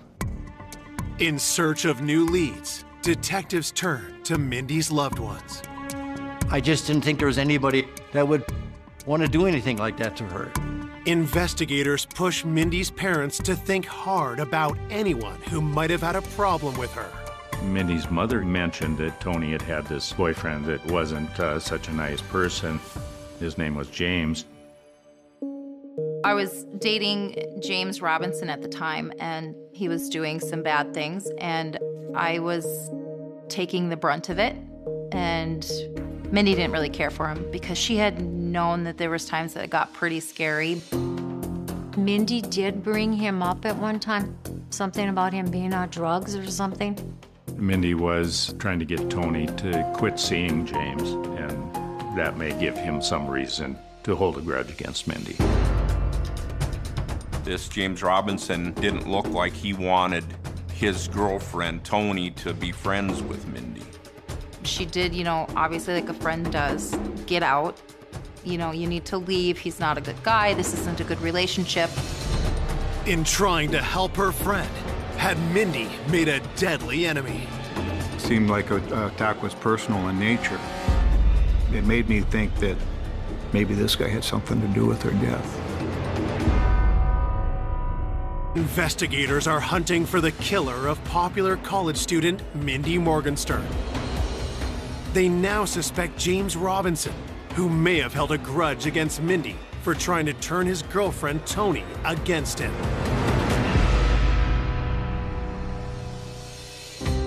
So James was called in to do an interview to see what we could glean from him.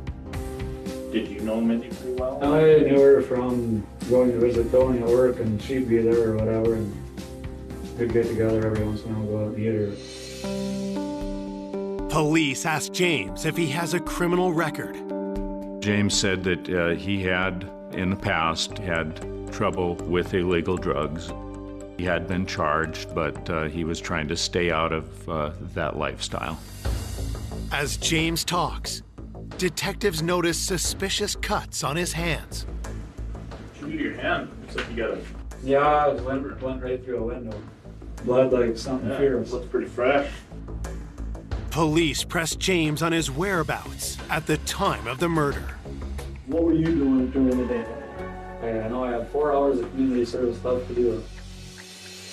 James told investigators that he went to do community service from these previous charges. He then went to a friend's house and went back home sometime 5 o'clock or later. We checked, and it was verified that he had been at those locations that day. Even though James's alibi checks out, investigators collect a DNA sample in order to officially rule him out. As they review evidence from the crime scene, autopsy results arrive. The autopsy of Mindy's body indicated that she had died from asphyxiation and due to the cuts to her neck. There was no indication that Mindy had been sexually assaulted. Still awaiting results on DNA collected from Mindy's fingernails, detectives turn to her coworkers for new leads. Mindy had been working at a restaurant in Valley City as a waitstaff. It was important to interview Mindy's co-workers and see if they knew of anyone unusual in the restaurant that stood out to them. There was a man that lived in a motor home across the street from the restaurant. Mindy told co-workers that he made her feel really uneasy, and he was always in there bothering them. So hearing that information, we decided to interview him. What's your full name? Ralph Albert Walter. So how long have you been in Valley City? Well, I don't know. You could say I'm a drifter, but Mr. Walters didn't have any ties to the area, just kind of an odd character. You remember anything particular he did on Wednesday? oh, that was the day that could change the oil in the motorhome. He really didn't have a good alibi for when Mindy was murdered. Just as with previous suspects, detectives spot a potentially damning clue. I know you got a mark on your hand. How did you get that? When I put that oil filter on. Have you had any type of altercation or disagreements in any of the restaurants with anybody? I can't think of any. He claimed he never bothered anybody in the restaurant where Mindy worked. Claimed he didn't know who she was. But Mindy's coworkers tell a different story. They all said that he was in there quite often. Mr. Walters would have seen her coming and going at least. Would that give him a reason to follow her? We really didn't know at that point. Red flags were waving, of course, but I was real careful not to jump to any conclusions too early on in the investigation. Detectives collect Ralph's DNA and let him go. But they're not ready to clear him just yet. We keep him on the list. We're hoping DNA samples, if he was involved, would eventually tie him into it. 2 days after the murder, the wait for answers starts to take a toll on Mindy's family. That was the hard part, not knowing what was going on and what happened and why. It was like living someplace in another world, and you just wanted answers. 3 days into the investigation, detectives catch a break when they find disturbing voicemails left on Mindy's phone after she was dead. You know my number, sweetie. I miss you. I love you. You're my inspiration. Please help me. Please help me, Mindy. I can't continue without you. Please help me. Some way, help me.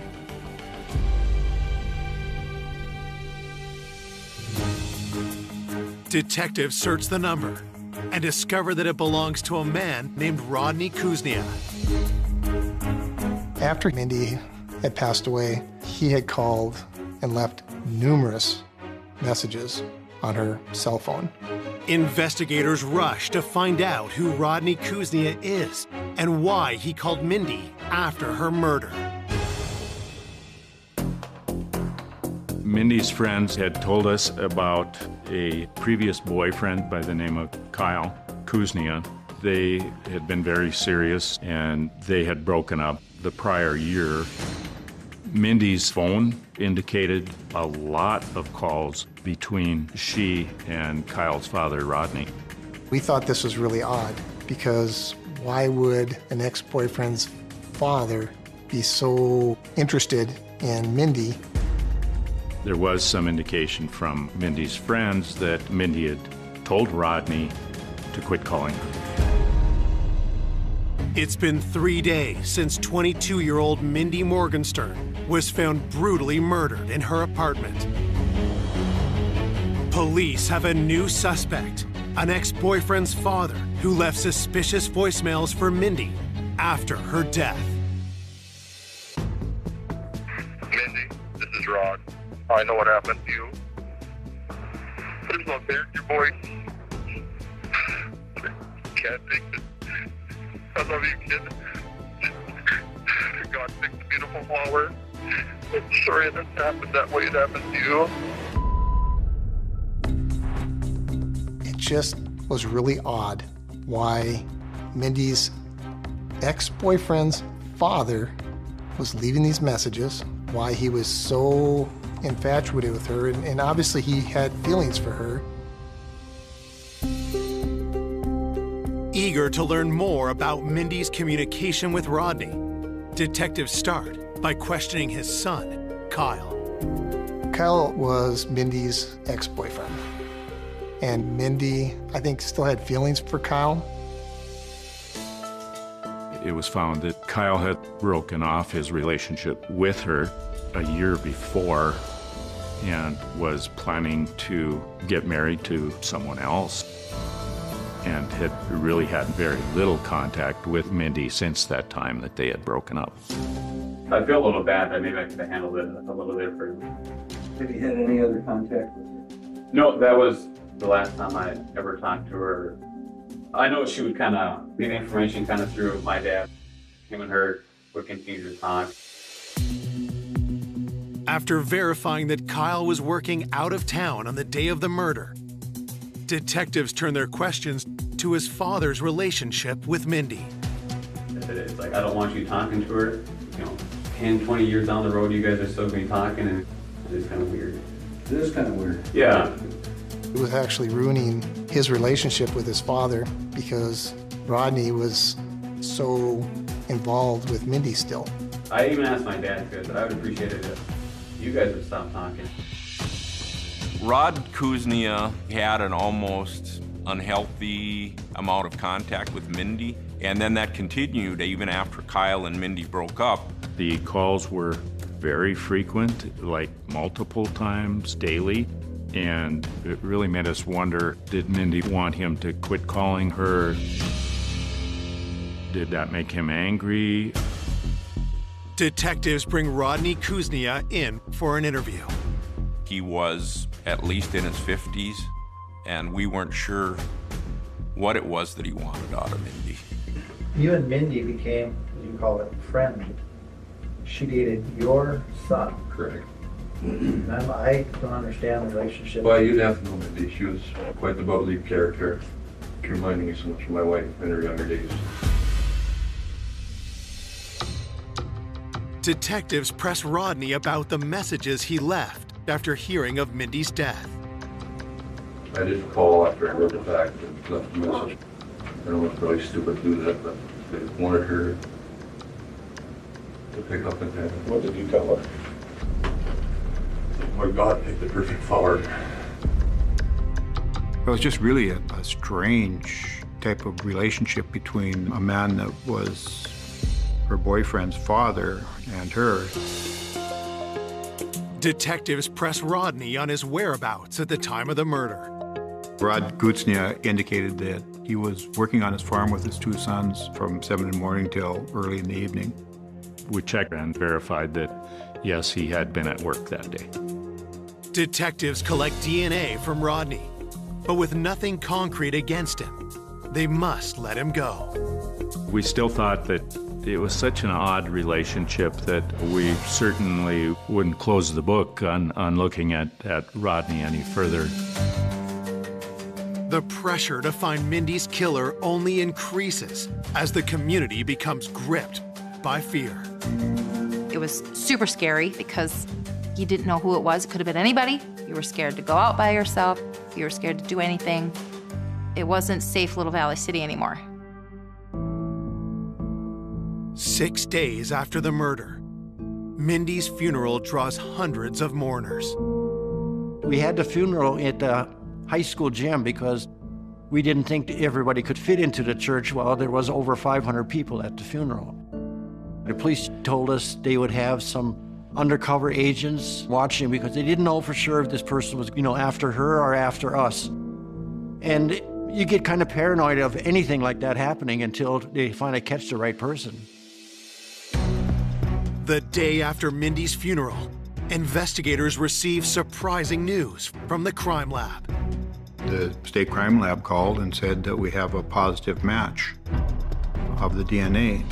The DNA extracted from under the fingernails of Mindy matched an unsolved brutal sexual assault in Fargo 2 years previously. And when we found out who the person was, It was just kind of silence. Then there was a shock. 1 week after the murder of 22-year-old Mindy Morgenstern, detectives received DNA test results that turned the case on its head. The DNA from every one of the suspects, Koznia, Walters, Lind, and the others, all came back as not a match to the DNA found under Mindy's fingernails. I asked, who is it? They told me it was Mo Gibbs. When they got the match, it was just, wow. The DNA match of Mo Gibbs was really unexpected for us. I knew him personally. He was a correctional officer, and it really caught me off guard that somebody in the law enforcement community would have done something like this. When detectives look deep into Mo's background, they discover a hidden past. Mo Gibbs was not the man we thought he was. When we started digging into his background, we had found out that he'd actually changed his name. We found out that he was involved in a drive-by shooting, and he had served 5 years in prison. Also, his DNA matched this reported rape in Fargo from 2 years previously.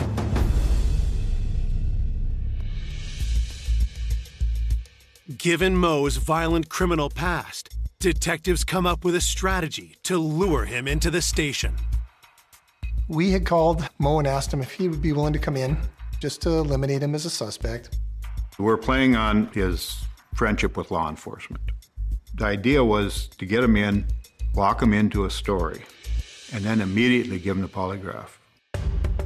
Mo Gibbs lived in the apartment building that Mindy lived in, and he said that he had seen her around, but he really didn't know her at all. Mo said that he had worked at the jail the previous night, had gotten home about 7 in the morning, and then he started packing and loading boxes out of the apartment. Anything unusual that you noticed in the apartment building? Nope. I didn't notice anything out of the ordinary the whole day. You know, I was back and forth. Scratches were observed on Mo's hands, and Mo stated that he got those scratches from moving boxes. The polygraph operator asked him if he'd ever been in Mindy's room or in her apartment. I went to her place one time, and that was probably either a week and a half or 2 weeks ago. He stated that she was trying to carry a laundry basket and some other things all at the same time, and he assisted her in carrying that laundry to her apartment. I'm thinking that he wanted to have an excuse for having evidence in that apartment. With Mo's story in place, the polygraph can begin. Regarding Mindy's death, do you intend to truthfully answer those questions? Yes. Did you injure Mindy and cause her death? No. At the conclusion of the polygraph examination, the examiner felt that there was some indication of deception. There's a little bit of indication there that something is bothering you about this, and you know, I guess I just want to try and get it resolved. I mean, I don't know nothing about it. I mean, as far as anything else, I wasn't there, so it's not bothering me that I know. I mean, because I know I wasn't there. Okay. What do you know about DNA? Nothing. Nothing? How would you feel if I told you that your DNA matches DNA that we found on Mindy's body? I'd be like, that wasn't true, so I know I wasn't there, so. At that point, we didn't think that he was really going to ever admit to anything, at least that day. We're in a bind here. Your DNA is matching what we found on her, under her fingernails. I don't know how my DNA was under her fingernail. When we get DNA back though, and it says, this is the person that matches this person out of so many million, we can't argue with that, Mo. Plus, I'm gonna let you in on something else here. The DNA that they match, that they brought up, it also matches the DNA that was found on a girl that was sexually assaulted 2 years ago in Fargo. Okay. He was arrested immediately after that interview and charged with murder. Could you stand up, please, and put your hand behind your back? We have an arrest warrant for the murder of Mindy Morgenstern. News of Mo's arrest opens a floodgate of shocking accusations. A number of female inmates in the jail where Mo Gibbs worked came forward and said he's been doing sexual stuff to us in the jail for weeks or months.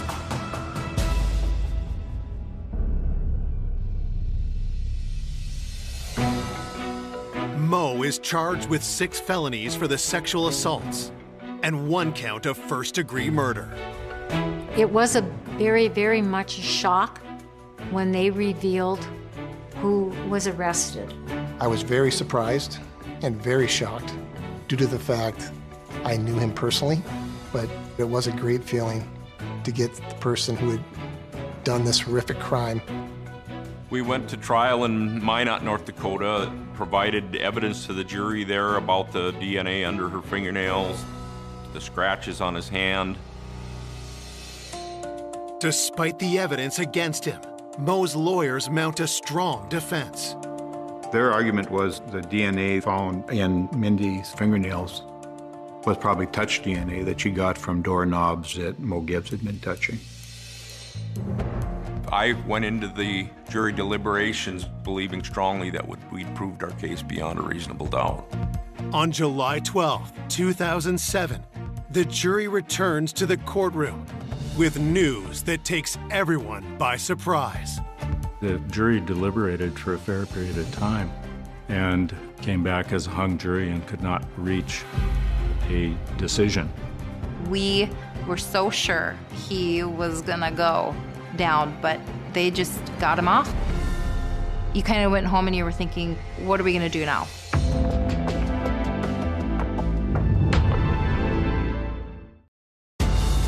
Corrections Officer Mo Gibbs has just been tried for the murder of 22-year-old Mindy Morgenstern. But when the verdict comes back, a hung jury, Mindy's loved ones are left fearing the worst. I was very shocked. I think everybody was. I don't think I would ever expect that outcome at all. When we heard it was a hung jury, I just thought, oh, it's all over with now. They're gonna let him go. Was it possible that Mo had not killed Mindy after all? Or was a murderer about to go free? When a hung jury like that happens, it's extremely disappointing and hard to understand for people because it's just a temporary setback. I was absolutely certain we had the right guy. In the Minot trial, the defense, the one thing they really hung their hat on was that trying to say it was just touch DNA. We felt it was obvious that to get DNA under your fingernails, it wasn't from touching any kind of doorknob. So we wanted to totally rule that out, and we're able to find another expert to help us do that. On October 22nd, 2007, more than a year after Mindy's murder, Mo Gibbs goes on trial for the second time. The expert described this as a vigorous assault. The amount of DNA was not from touching a doorknob or a laundry basket. The prosecution lays out further evidence, carefully building the case against Mo. Mo Gibbs' phone was seized after his arrest. There were never times when he went for an hour or more that he was not texting or doing something with his phone. He got off at 7 in the morning from his shift, and he was continually either emailing or texting people until he had to go pick up his fiancée to go to lunch. He dropped her back off around 12:30 or 1 o'clock, and that's when we believe he came back to the apartment building. Mindy's last missed call was at 12:47 that day, and for the next 2 hours, Mo Gibbs was doing something else other than sending texts or sending emails. With DNA and other evidence placing Mo at the scene, The prosecution lays out their theory of the murder. I believe that Mindy was carrying clothes into her apartment, and Mo Gibbs was in the hallway and got her in there and pushed her on the floor and attempted to rape her. I think Mindy fought back, and things went drastically wrong. I think what happened was he tried strangling her with a belt. It wasn't going as he wanted it to. She wasn't dying fast enough. So he got a knife and he stabbed her. And then when he got done, he finds a cleaning solution, dumps it on her body. And then he gets the heck out of there. Then he starts back with the texting and emailing and went on with his life.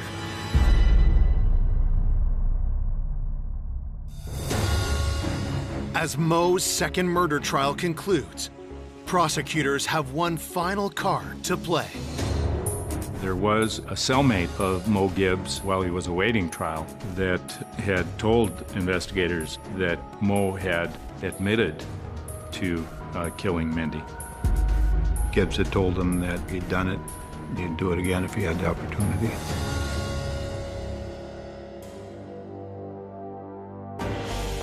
As the jury deliberates for a second time, Mindy's loved ones nervously await the outcome. And I was wondering, what's going on? I wanted to know things. I wanted to hear what was coming out of their mouths.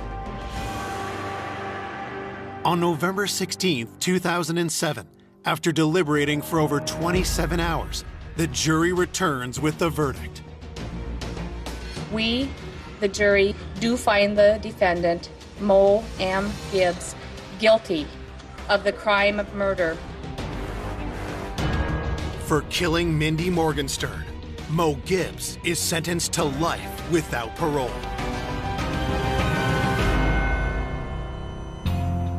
He got a 12-year sentence on the unsolved rape and 15 years on the jail sexual assaults that had happened. It was a relief that they finally caught the person, that he wasn't going to be out there to do it to somebody else again. The fact that Mo Gibbs is going to be in prison, it was finally over with. We could finally go on and just try to get through life the rest of the time that we had. Mo got what he deserved. Because of Mindy's actions and her strength, we were able to get the DNA that we needed, and that DNA helped us solve this case. Though justice is served, nothing can dull the pain of Mindy's loss. Oh, I miss Mindy so much. The news broke overnight. It was brutal, you know, and it was in an area where you don't expect these sorts of things to happen. The principal injuries were to her head.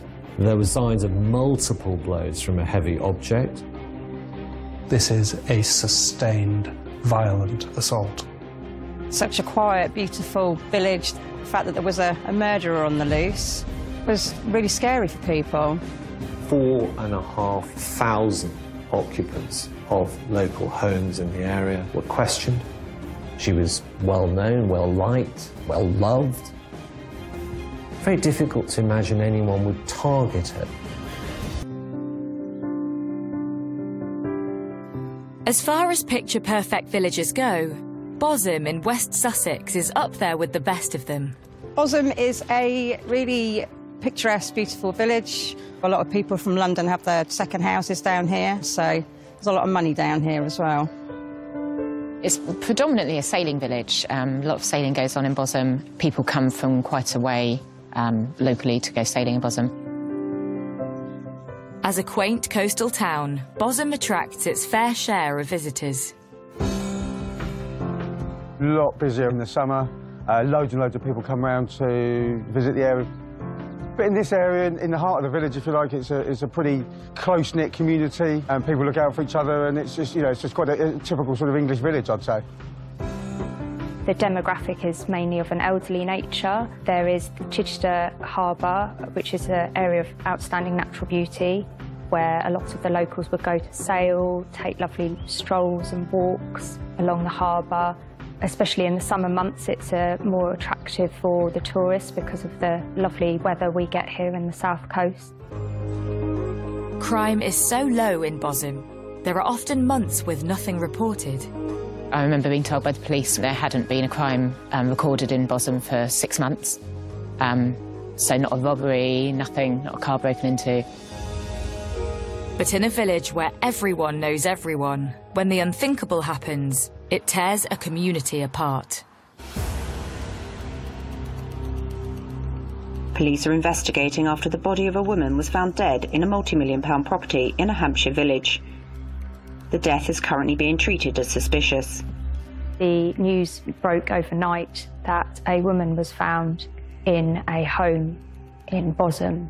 The first that I knew that something had happened, there were multiple police cars and ambulances, which in Bosom it's unusual even to see one police car from week to week around the village, so that we obviously knew that something had happened, something had gone on. At 10 a.m, 5 days after Christmas, Sussex police receive a 999 call to a large rural property in the village. Police emergency, how can I help you? The distraught caller reveals there's a woman dead in bed. Obviously, the paramedics and police were called and they responded. They found the female in bed with clearly significant head injuries where she'd been struck numerous times with a blunt instrument. The details from the police came in that the lady who had been found had been bludgeoned to death with an object. Her face was smashed in. And it was clear at that point that this was a murder investigation. It is quickly established the deceased woman is not the owner of the sumptuous property, as they are away for Christmas. So who is the woman? And who would want her dead? There was a little bit of panic in the village because this sort of thing doesn't happen in Bosom. It's such a quiet, beautiful village that the fact that there was a murderer on the loose was really scary for people. Suddenly there was all this activity going on, lots and lots of police cars and everything. And of course, within no time, everybody knew there had been a murder. And there was a lot of gossiping and guesswork and so on. As a journalist for the local newspaper at the time, Kelly Wickham was more used to reporting on village fates, but now found herself at the centre of a murder investigation. Rumours started emerging about who could possibly have committed such a crime in this area. There were many speculations that came about, such as, why was the victim there? She didn't own the property. Where was the property owner?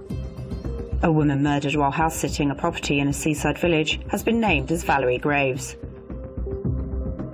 Sussex police said that a post-mortem examination had not yet been carried out, but the woman is believed to have died of head injuries. She just turned 55 on Christmas Day 2013, 4 days before her death. She originally was from London, had moved to Scotland to set up her home and a business up there, but returned down south to look after her elderly mother Eileen and spend more time with her family. She had 2 children, 2 grandchildren. She had lived in Scotland for about 10 years and she was a local artist up there. Police soon established that Valerie was looking after the house over the festive period with her mum, her sister and her sister's partner. Things I would be considering en route to that particular crime scene would be who did find Valerie and under what circumstances? Who was the last person to see Valerie alive? Was there any sign of any struggle, any sign of any forced entry? If there's no sign of forced entry, then you may start thinking, well, was the premises insecure or is this something that's occurred inside the family home? So was there a dispute that had taken place? So until you've kind of spoken to the family, you can't rule them out, but you can't rule them in as well. With the identity of their victim now known, police need to establish who would want her dead. Investigators immediately look at the hours leading up to the discovery of her body. The night of the 29th of December was rather like any other. normal watching of television. In fact, it was 10 p.m. that Mrs. Graves took her iPad and a book to bed. She was the first to go to bed. She was staying on the ground floor at the back of the house. We understand in the morning her sister woke up with her partner. Her partner decided to go down to the farm shop to get some breakfast goods. Noticed that the bedroom door was slightly ajar, didn't think anything of it. He went out to the shops. Her sister then went in to check on Valerie and sadly found her clearly deceased in bed.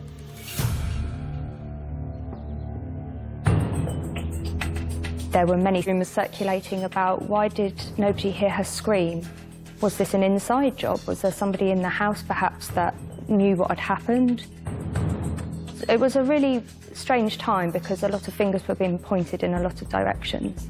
Certainly at the beginning you have to keep a very open mind in relation to what may have happened, and unfortunately that involves including, you know, were family members involved in this. And so you have to sort of hold them at arm's length to a certain extent, ask them a number of questions in relation to their movements. Intense questioning of Valerie's family begins.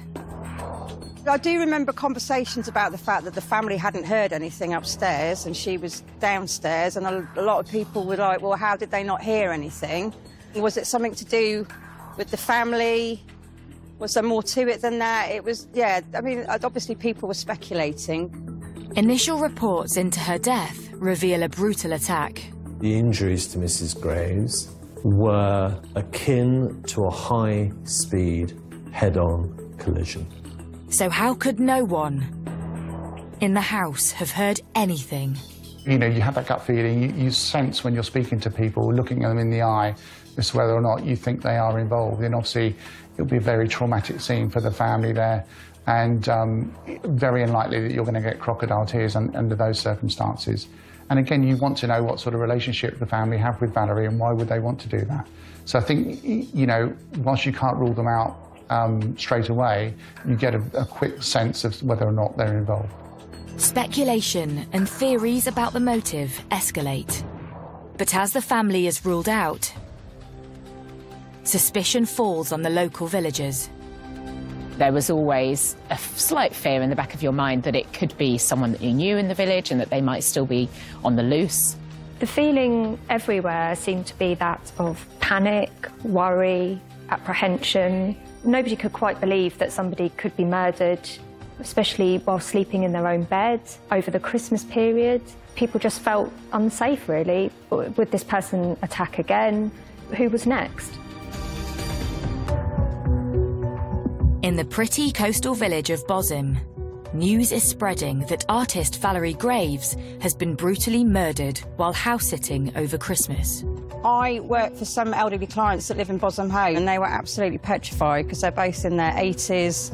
The realisation that there's obviously a murderer out there, that the lady had been murdered in her sleep and they didn't know why.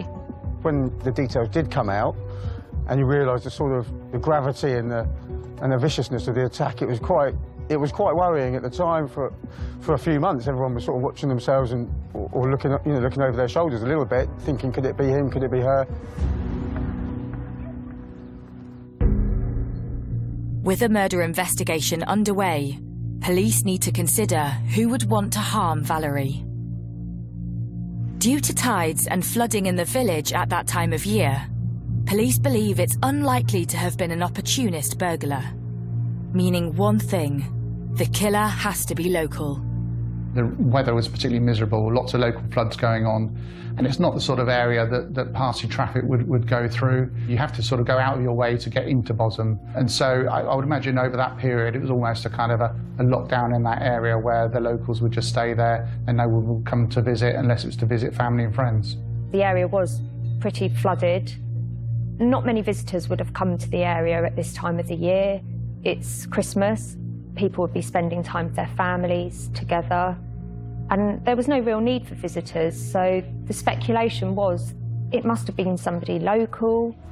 With the community the centre of a major investigation, everyone is a suspect.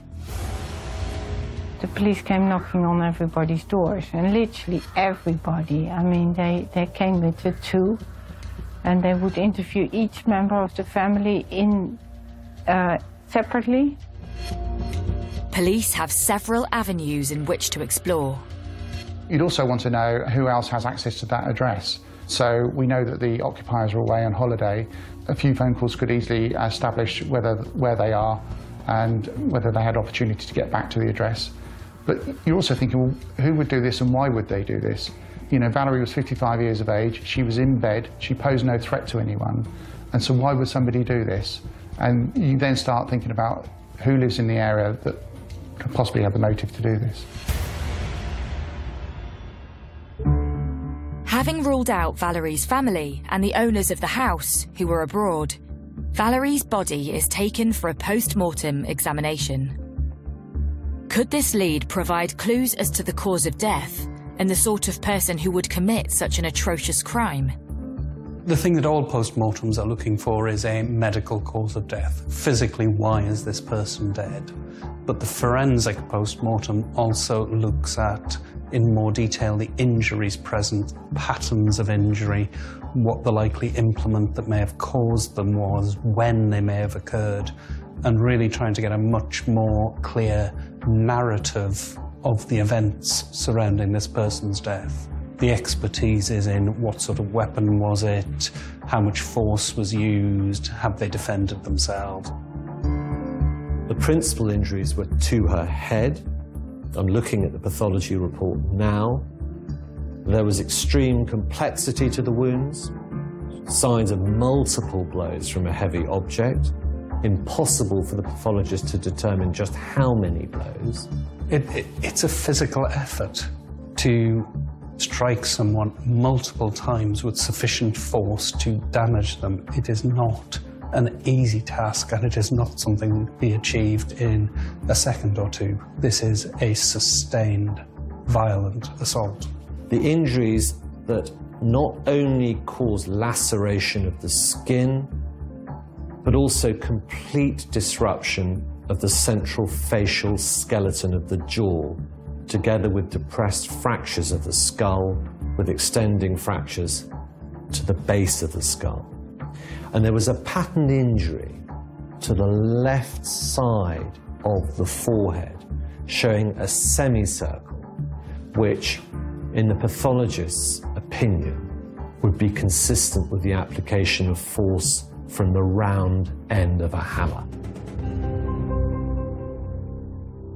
If somebody has died as a result of multiple blows with a hammer to the head, it will be clear from the size and shape of the injuries that that is what occurred. The normal head of the hammer is going to leave round to oval lacerations and abrasions when it strikes the body. Having discovered Valerie was battered to death with a hammer, tragically the post-mortem reveals how she tried to fight off her attacker. There was a level of defensive injuries sustained to Mrs. Graves. Her left hand that she must have raised above her head to shield her head from the blows revealed extensive bruising to the back of her hand, together with fractures of 2 of the bones of that hand. Police still cannot believe no one in the house heard the attack, but now they have a new focus. Could the hammer reveal clues as to the perpetrator? And does the killer still have it? You then have a cursory search around the premises to make sure that the weapon hasn't been left by the offender, because that could yield some forensic opportunities. And then you work your way into the grounds of the premises and bring in sufficient officers to conduct that search, which will include lifting up drains, looking at people's bins, going through people's gardens, and then just increasing out from the crime scene itself in case the offender has taken the weapon with them and then discarded it en route back to wherever they come from. With the pressure on to find a hammer-wielding killer, local tradespeople are under the spotlight. When I got interviewed by the police, it's because I was working for my elderly clients, so they'd obviously lived in the area, and I worked for them, so they were interviewing everybody that was in the local vicinity. So, you know, they wanted to know exactly what make of hammer that I had in the van, and yeah, it was quite worrying. And it isn't long before their hunch pays off and police make an announcement.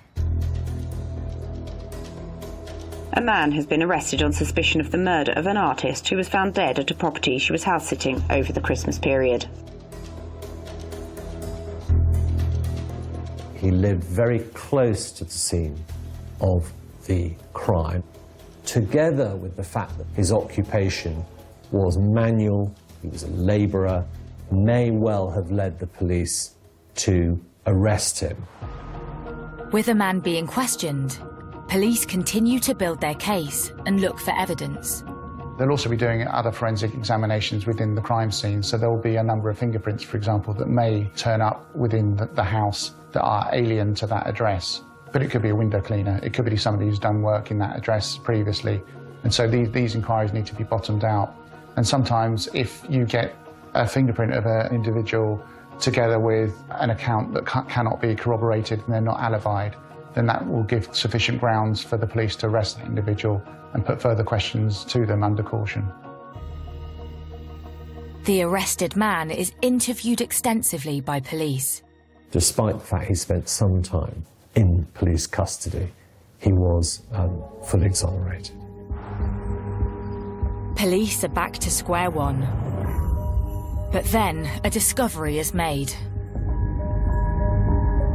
A weapon was found about 600 metres away from the home. It was that of a red claw hammer. The finding of the hammer was absolutely crucial. It had the blood of Mrs. Graves on it, and therefore was the murder weapon. And the hammer itself had been exposed to the elements for a couple of days, which means the opportunity to yield forensic evidence is reducing daily. But that said, the scientists were able to yield a DNA profile confirming Valerie's DNA. And then what the scientists also found was a very small partial DNA, and all they could say was that it related to a male individual. Police now believe for certain Valerie's killer was male. Who is he? And why would he want Valerie dead? Investigations ramp up a notch and the search for the owner of the hammer begins.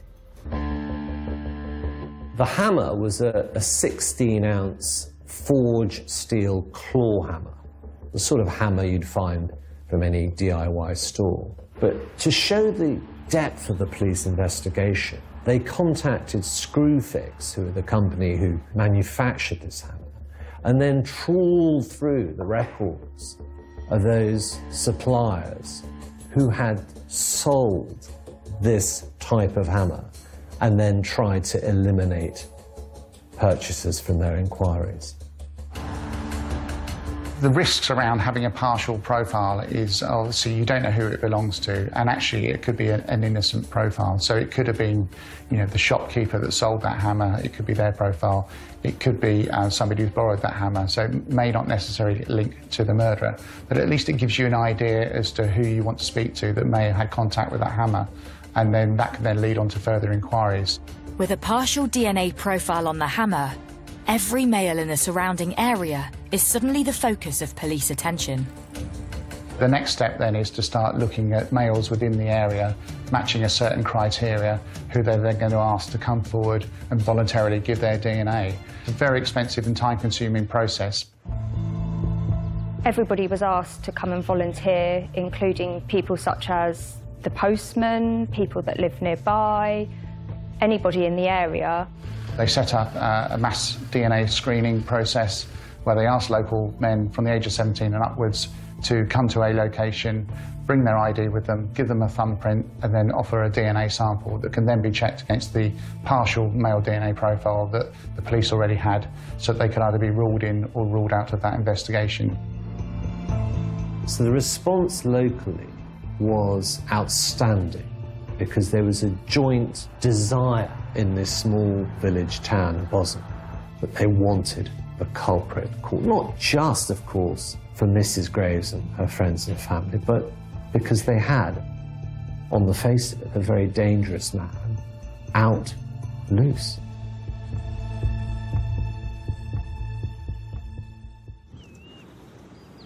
There was DNA testing stations set up around the village. Myself and a few friends, and there's loads of us all went to, you know, everyone that I know of went and got tested. I don't think anyone refused or didn't go.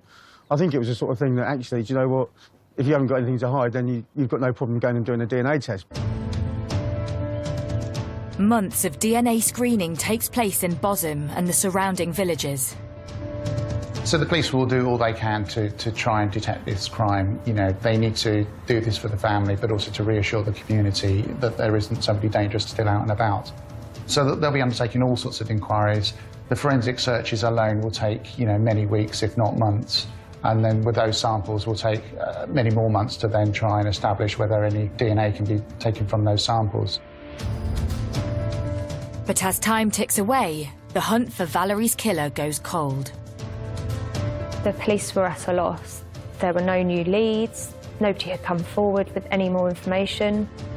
5 years after her murder, Valerie's family, the police, and the villagers of Bosham are left fearing her killer will never be found. So they were mystified, absolutely mystified. Who could have wanted this lady harm?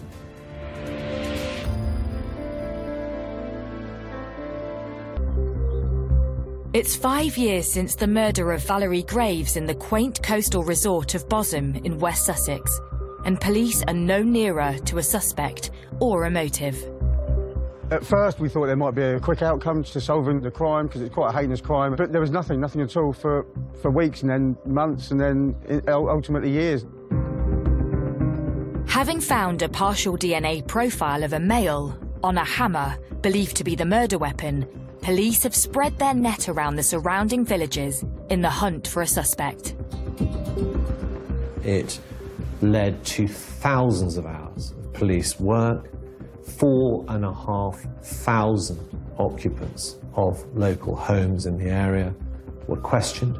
600 statements taken. 3,059 males were eliminated by large-scale DNA screening.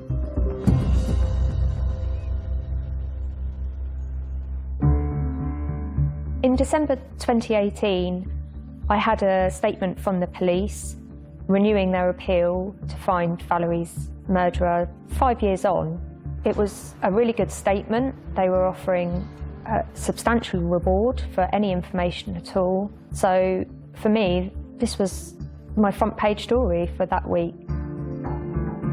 It was Christmas, it was a quiet news week anyway, and this was a real heartfelt story that I felt people needed to read about, even at this time. It might just jog someone's memory, it might just nudge them to remembering something that perhaps they felt was insignificant, but that would help police lead to an arrest at last and help the family put this to bed at last. The police can't solve this on their own. They do need the assistance of the community, and quite often they will use the media to support them with that. Sadly, at times we have to offer a financial incentive for people to come forward, so it's not unusual for a reward to be put up for information that would lead to the arrest and prosecution of the offender. But you hope in cases like this that really do trouble the community that, you know, somebody, if they had information, they would come forward and they wouldn't be motivated by money. With no clues as to who killed Valerie, police take a step back and re-examine the moments leading to her death. The attack had been so ferocious, so how had no one in the house heard a thing? So this was a large house. Her sister and her mother and her sister's partner were sleeping in bedrooms upstairs. Valerie was sleeping downstairs in a ground floor bedroom where there were patio doors that then led on to the back garden. At that point, we know that somebody then entered those patio doors and then, sadly, brutally murdered her with a blunt instrument. Police dig a little deeper into their victim. The profile of Valerie Graves did surprise us all as a victim. She was just an ordinary person, for as far as we know, had no reason to be murdered in such a way or at all. Valerie had spent a few days looking after the sumptuous property off Smugglers Lane with her sister, sister's partner, and her mum. And December 29th, 2013 was a quiet night in. We know that Valerie and her family were in the house. They pretty much stayed in that evening to watch TV, as most families do. I think they were probably getting tired of the Christmas period. You know, Christmas had followed, birthday celebration had taken place, and it was a normal evening. So they'd all watched TV, and then by about 10 o'clock that evening, they all put themselves to bed. Mrs. Graves was found by her sister the following morning. Initially, she thought that her sister was sleeping in. She shouted out, her door was slightly ajar, the door to her bedroom, and there was no response. She thought perhaps she was lying in. And it was only later when she went in through that door, she saw Mrs. Graves' legs sticking out under the duvet and realised that she was cold. And in panic, of course, naturally, she then rang the police. Was this a planned murder? Had Valerie been targeted? For me, there would be a number of hypotheses. The first one is that this is possibly a family member. You know, there'd been a dispute that evening and things have got out of hand and, you know, and unfortunately Valerie's been assaulted. Another hypothesis is that she was targeted, but you then think, well, who would know she was there? This isn't her home address, so is she under surveillance by somebody? Is there a relationship that's gone wrong in the past that somebody is looking to assault and injure Valerie? Well, the police found it extremely difficult to ascertain why someone would attack Mrs. Graves. She was well-known, well-liked, well-loved, and they found it very difficult to imagine anyone would target her. Police had already ruled out Valerie's distraught family and find nothing in her background which could suggest someone holds a grudge against her. They thought, perhaps naturally, that it was a case of mistaken identity, an attacker wanting to seek vengeance on someone for some reason. The people that owned the house, there were all sorts of rumours that went round about them, and hitman men and all sorts of silly rumours. Rumours even spread that the house had been advertised on a site for swingers wanting sex parties, and that the family had been there at the wrong time. There was a lot of wild rumour and speculation at the time. Some of it completely untrue, some of it perhaps a little bit more close to the truth. But with no real clues coming forward, police home in on one explanation. Some of these villages, people are of the mindset they don't have to lock their doors, whereas if you live in a city centre, you're probably more likely to do that. Was this an opportunist burglar who just happened to be in the area? Again, unlikely, I would have thought, because it's such a remote location, and therefore, was it a burglar who knew exactly what they were going for? Because they knew that the occupants were away. Police now believe Valerie's murder was the result of a burglary gone wrong, and that the burglar knew the owners were due to be away. But even that theory throws up questions. What seemed rather peculiar was that if it was a burglary, why was nothing taken? Seems rather a lot of effort and savagery, for want of a better word, to then leave empty-handed. So they were mystified, absolutely mystified. Having already tested thousands of locals for their DNA and come up blank, and despite offering a reward for information leading to an arrest, police are still no closer to a suspect. And then, everything changes. On the 10th of July 2019, Cristian Sabu was arrested at his home address in Romania. He was asked whether he'd killed Valerie Graves. But who is Cristian Sabu? And what would he know about such a brutal and bloody murder all those years ago? 5.5 years after the brutal murder of grandmother Valerie Graves in the village of Bosham, West Sussex, there's been a development. The police got in touch with us in July 2019 to let us know that an arrest had been made for Valerie's murder. This came as a huge shock to everybody. It seemed to come out of nowhere at all. Hearing the name Valerie Graves come up again in the news was quite a shock, and yeah, hearing that they'd made an arrest.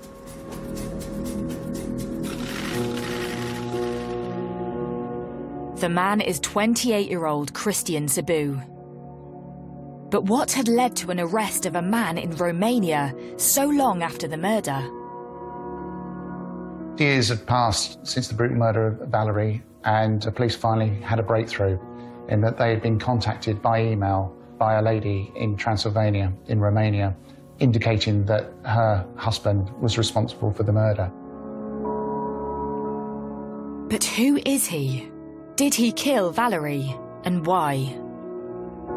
What the police have managed to establish is back in 2013, Cristian Sârbu had moved from Romania over to England and was living in a caravan on the A27 in West Sussex, very close to Bosham.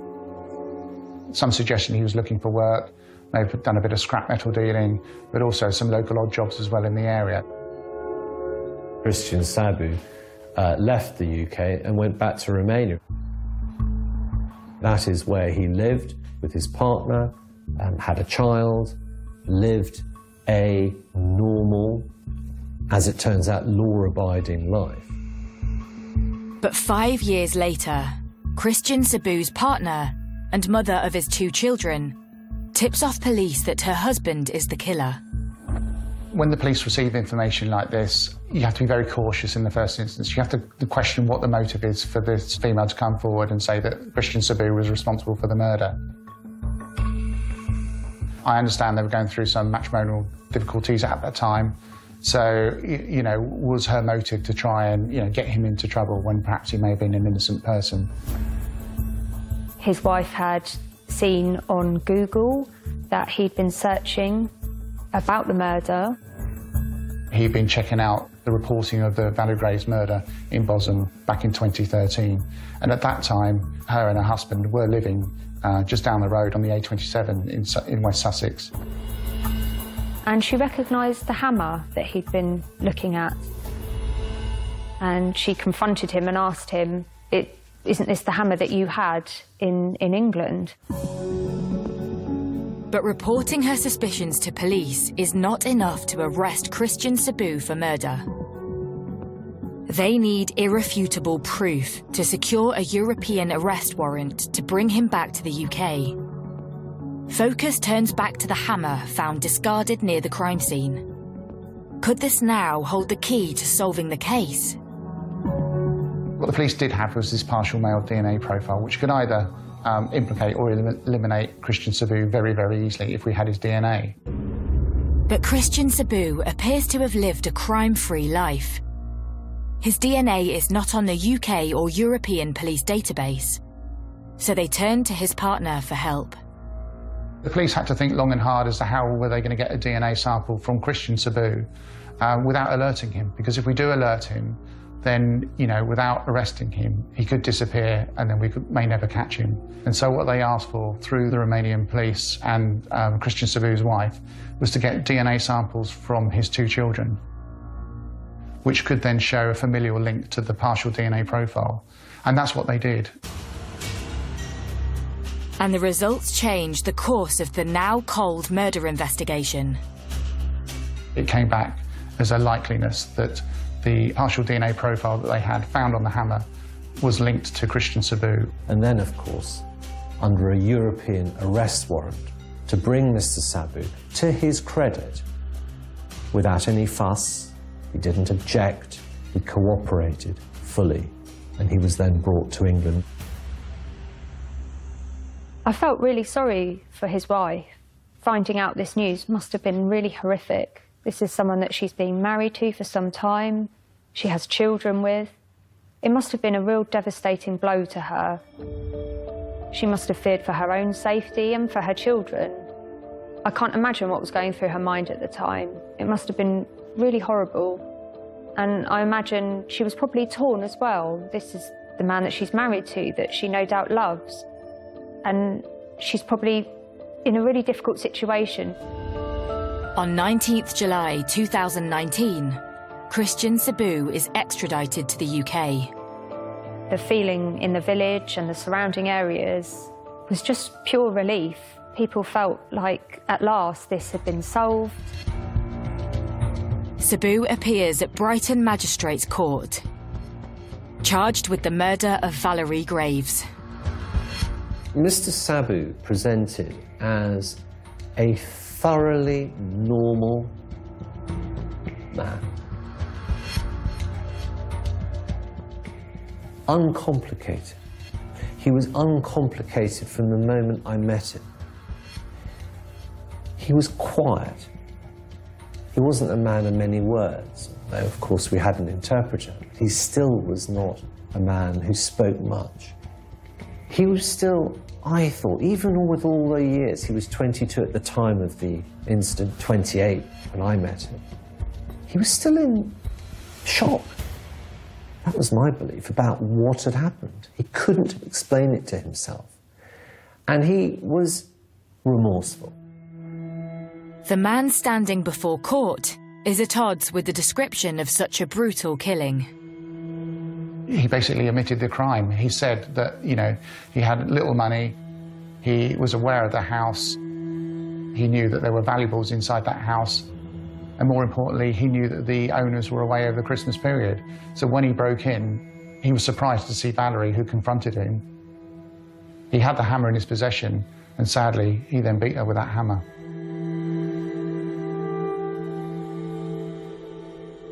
In November 2019, Christian Sabu takes the stand at Lewes Crown Court. It was always the intention that he would be pleading guilty to the murder of Mrs. Graves. He did say that he felt bad about it. He didn't mean to hurt her. He told the court how he had had something to drink, cycled to the property in the belief that the property was empty. He'd gone there to burgle the place, effectively, and he was shocked to find Valerie there. He said that he panicked, and that's when the attack took place. He said that he'd never meant to hurt her. What remains perhaps a mystery to this day is why Mr. Sabu, on realising that there was someone in that room and in the house, simply didn't turn and leave. But he did strike her several times with extreme force. And I think only he will know what was going through his mind, but clearly full of panic. Alcohol, panic, stupidity. Summing up the case, the judge accepted that Sabu had not intended to kill and sentenced him to 24 years in prison. The judge on sentencing Christian Sabu said this: Mrs. Graves' head injuries were so severe that her maximum survival time would have been less than an hour. This was a sustained attack, and the terror and trauma for her in the final few minutes of her life is unimaginable. You had gone to those premises intending to burgle them, to steal from a safe you believed contained a lot of money. You took with you the hammer. You say you had been told the owners were away and therefore were unaware that Valerie, her mum, her sister and her sister's partner would all be in the house. It appears you entered the house via the patio doors in the room in which Mrs. Graves was sleeping. When you realised your mistake, namely that the room was occupied, rather than simply running away in the hope you couldn't be identified by a woman waking from sleep, you launched this horrific attack on Mrs. Graves, who had been asleep in that room.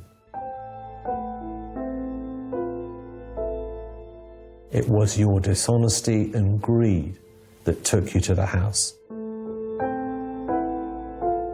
It was your cowardice and lack of morality that caused you to kill Valerie Graves. 7 years since the murder of Valerie Graves, the village of Bosham is slowly returning to normal. but the crime still lingers over them. Although this had gone on for such a long time, it was in the forefront of a lot of people's minds. There was always that feeling of who did it. And I'm sure many of the men in the area perhaps felt they might have been looked at. I mean, I was very glad that he got caught, because it meant you can just go back to normal life. Whereas before, you do have this nickel in the background that somebody's murdered somebody from locally, because who else would go there? For a long time, we did think it must be somebody around here. I mean, who else could have done it? I think the general feeling was one of relief that actually, you know, the chap had been found and the family could get some peace. Also that it wasn't someone in the village. I think that was, you know, even after all that time, I think that was still a bit of a relief that it wasn't a chap living up the road or, you know, someone you may know. And the family of Valerie Graves can finally try to rebuild their lives. We have had to endure 6 years of waiting, not knowing if anyone would ever be brought to justice for this cowardly act. Mum was very much loved by our family, but sorely missed by us all.